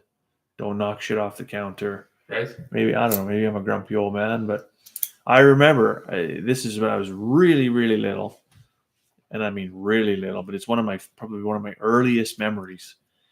Going to see my great grandma on my mom's side in Martinsville, Saskatchewan, and she had a plastic covered couch. The old grandmas had a plastic covered couch. Absolutely. And I had my feet on the couch, and that was and they're established, and we understood each other. But I wonder why she was such a crabby old. Never get comfortable in this house. Yeah. You ever sat on a plastic covered couch? You know how much fun that is. But this is the house of discomfort. You but sit there awkwardly and uncomfortable. But that couch lasted for 55 years, right? So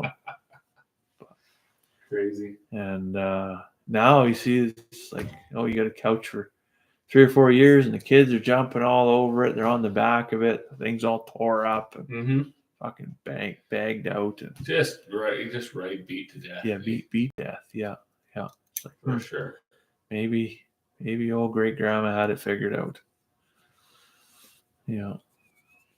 Oh wow. Man, we just about knocked on 3 hours here, anyways. Yeah. 2:48. Did you miss nothing? Who's got something to say? Chad just said he's with us. That can't ignore things. He speaks up. Doesn't have much in the way of hurt feelings if somebody doesn't like it. So no, and that's the thing. And it's like you had said earlier, right? I mean, it seems like we've gone too long with people just being like, just leave just let it slide. Yeah, don't make a fuss. It's not a big deal. Well, fuck. You know what? It kind of is. It kind of is. You don't get to ruin the enjoyment of the majority because you got some ill-guided. The Karen ideology, right, is what gets me. Like, there's always that Karen that's poking their nose in. It's none of their business. They're making a fuss over something that doesn't matter, making too much of a stink. Sure. Right? Nobody wants to be that person. No. Right? But at the end of the day, when you see something wrong, you should speak up about it and be accountable. Be accountable for speaking up for it. Sure. If you take a little bit of flack, you take a bit of heat, whatever. Right. But have a voice. Sure. Because if you don't have a voice, you can expect to get walked all over. Yeah, no, that's a good point too, right? You gotta be quick enough to calculate what's going to happen, right? I mean, and understand if you're on solid ground or not. Yeah. If it's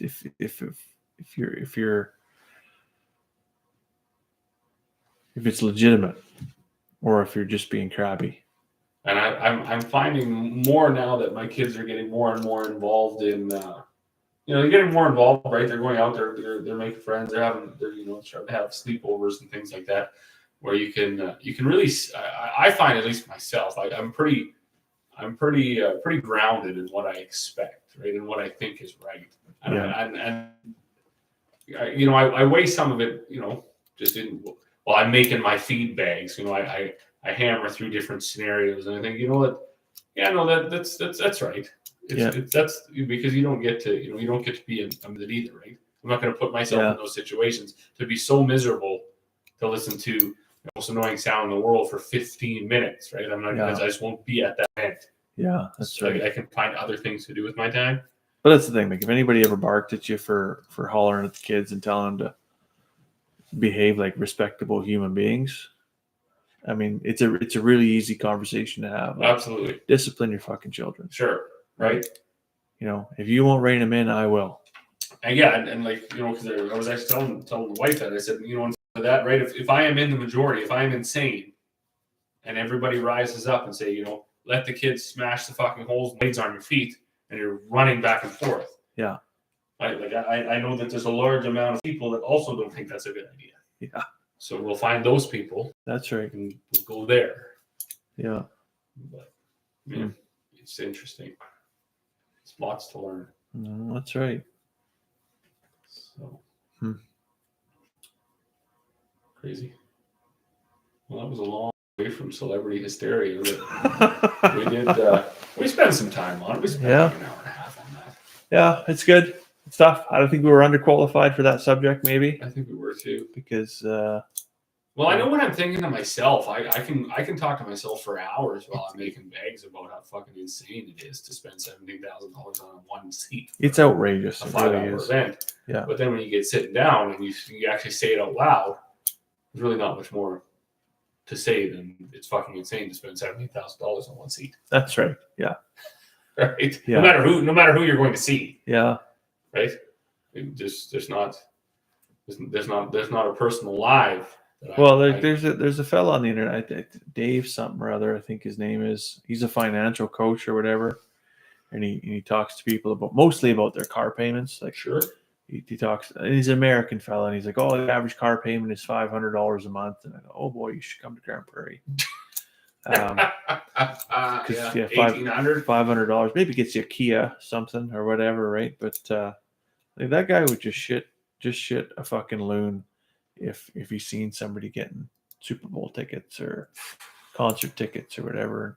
So he had some fella on there today, and so 25 years old, just got married, and he bought his wife a Range Rover. Sure. And he bought himself a matching pickup truck. I don't know how you get a pickup truck that matches a Range Rover. Sure. Maybe it's the color, whatever. But then recently discovered that his wife was pregnant. He makes $60,000 a year. Perfect. But he's also looking at a boat because they're going to need it for this summer.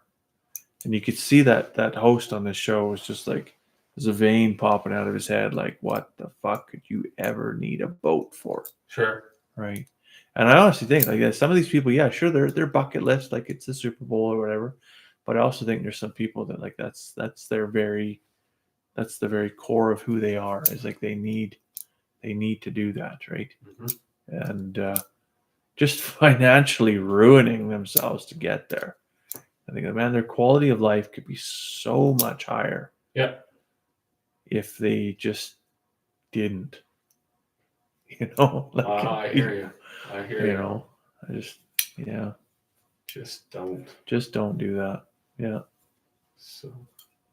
Because I mean, even like I know lots of guys at work. They're like, "Oh, we're going to watch an Oilers game," and they come back on Monday, and oh yeah, no, they lost, and oh yeah, how much did it cost you for them to lose? Well, travel and hotel and tickets, and it's $1,000 per person, pretty much, right? So, yeah, wild, absolutely wild. Yeah, never. So you have to really enjoy it, I guess. Yeah. And I don't enjoy it that much. Yeah. So I don't enjoy it at all, actually. Each to their own. So it's an easy decision for me to make to opt out or pass up on the opportunity. Yeah. To go because I just don't. Right. And like I said, I've made that choice a few years ago, right? And the biggest one was in regards to camping, right? I mean, I don't enjoy it at all, so I just don't do it. See, and I like camping. But I don't like to get out there and then it's a fucking, everybody's sitting in a lawn chair but me. That pisses me off. When I'm the guy that's chopping all the firewood or bucking up trees or Sure. trying to set up, and everybody else is sitting there 6 beers deep. having a twisted tea and fuck their 3 bags of chips in. And what are we doing here? Like, right, and that's why, like, actually, it was Chad and his wife that was talking. Like, I'm not a beach person either. Like, I can't fucking fly to Mexico and lay on the beach for 6 days and then fly home. I can't do that. And so to me, camping was never. And now it's funny. Like, I would happily rent a cabin, somewhere on a lake that isn't Spring Lake or Swan Lake or One Island Lake. Something that's got some substance that's to it. 45 minutes from my house. Yeah, I would happily travel to somewhere where it's a nice scenery and there's some things to do throughout the day. Yeah. But to load up a camper and drive out Wednesday because you're not going to get a spot. Right. So you fucking park this thing Wednesday and then you go back Friday night and you stay in it Friday night, and because this is blue algae or red algae or whatever the fuck color algae you can't have on your body is all over the fucking lake up here, so you can't go in the water. It's full of leeches anyways. Yeah. So you go play on a muddy, shitty, what they call a beach day use area. That's nothing but cat shit and dogs running around. And it's some shitty old playground that nobody has maintained ever. So you spend your day at that, and then you go back and eat some greasy fucking hot dog, because no matter how much shit you have in your freezer, you ain't packing that into your camper. You're stopping it safely, loading up on chips, shitty hot dogs, it's and hot shitty garbage burgers and pop, and twisted teas. So you just effectively get shit faced. You just get garbage food. 9 in the morning till 9 at night. Yeah. Smell like smoke. Wake up, do it all again. Then get up as early as fucking possible Sunday morning, because fuck's sleeping in, to pack this piece of shit back up and drive it home. Rip the fucking jacks off on the way out of the campsite. So you got some fucking work to do as soon as you get back home to repair this piece of shit for the next long weekend. I see no joy in it at all. Yeah. Nothing. I've definitely noticed how I've matured, because like before, like when I was young, like early 20s, whatever, we'd go out camping and it would be like, okay, I'm gonna get a 60 a rum for the weekend kind of thing, right? And now the wife will say, well, do you want me to pick you up anything from the liquor store to go camping for the weekend? No, I'm good. I'll have a cup of coffee and bottle of water and I'm fine, because I know that I am going to spend either the remaining 90% of the time chopping wood, chasing children, fixing whatever fucking broke on the way out to the campsite on the camper, repairing plumbing, repairing a leaking roof, not sleeping because the bed is fucking so terribly uncomfortable. Sure. Yeah. No, it's not my thing. And I hear the same argument from everybody that loves camping. Well, the kids love it. I mean, I'm not opposed to a vacation. I'm not opposed to entertainment. Yeah. But you know what the kids also loved? Was staying in a hotel and going to the museum in Regina. Yeah. And then staying in a hotel and going to the museum in Saskatoon. And then staying in a hotel and going to the water slides the next day. Right? Well, when you think about it, like what's a camper worth? If you were to buy one today, like a 30-foot camper, pull behind camper, sure, you're probably, if you were to buy it new, right, $50,000. I was gonna say, right? If you hop on Kijiji, you can find them probably anywhere from, like a decent one. Let's not talk about huge pieces of shit, but let's say 15 to 20 grand, all the way up to 150. Ours is used, but we bought it for 19 grand or whatever, right? And I know that was too much. That was still too much. It's reasonable, right? But for the condition, it was fucking too much.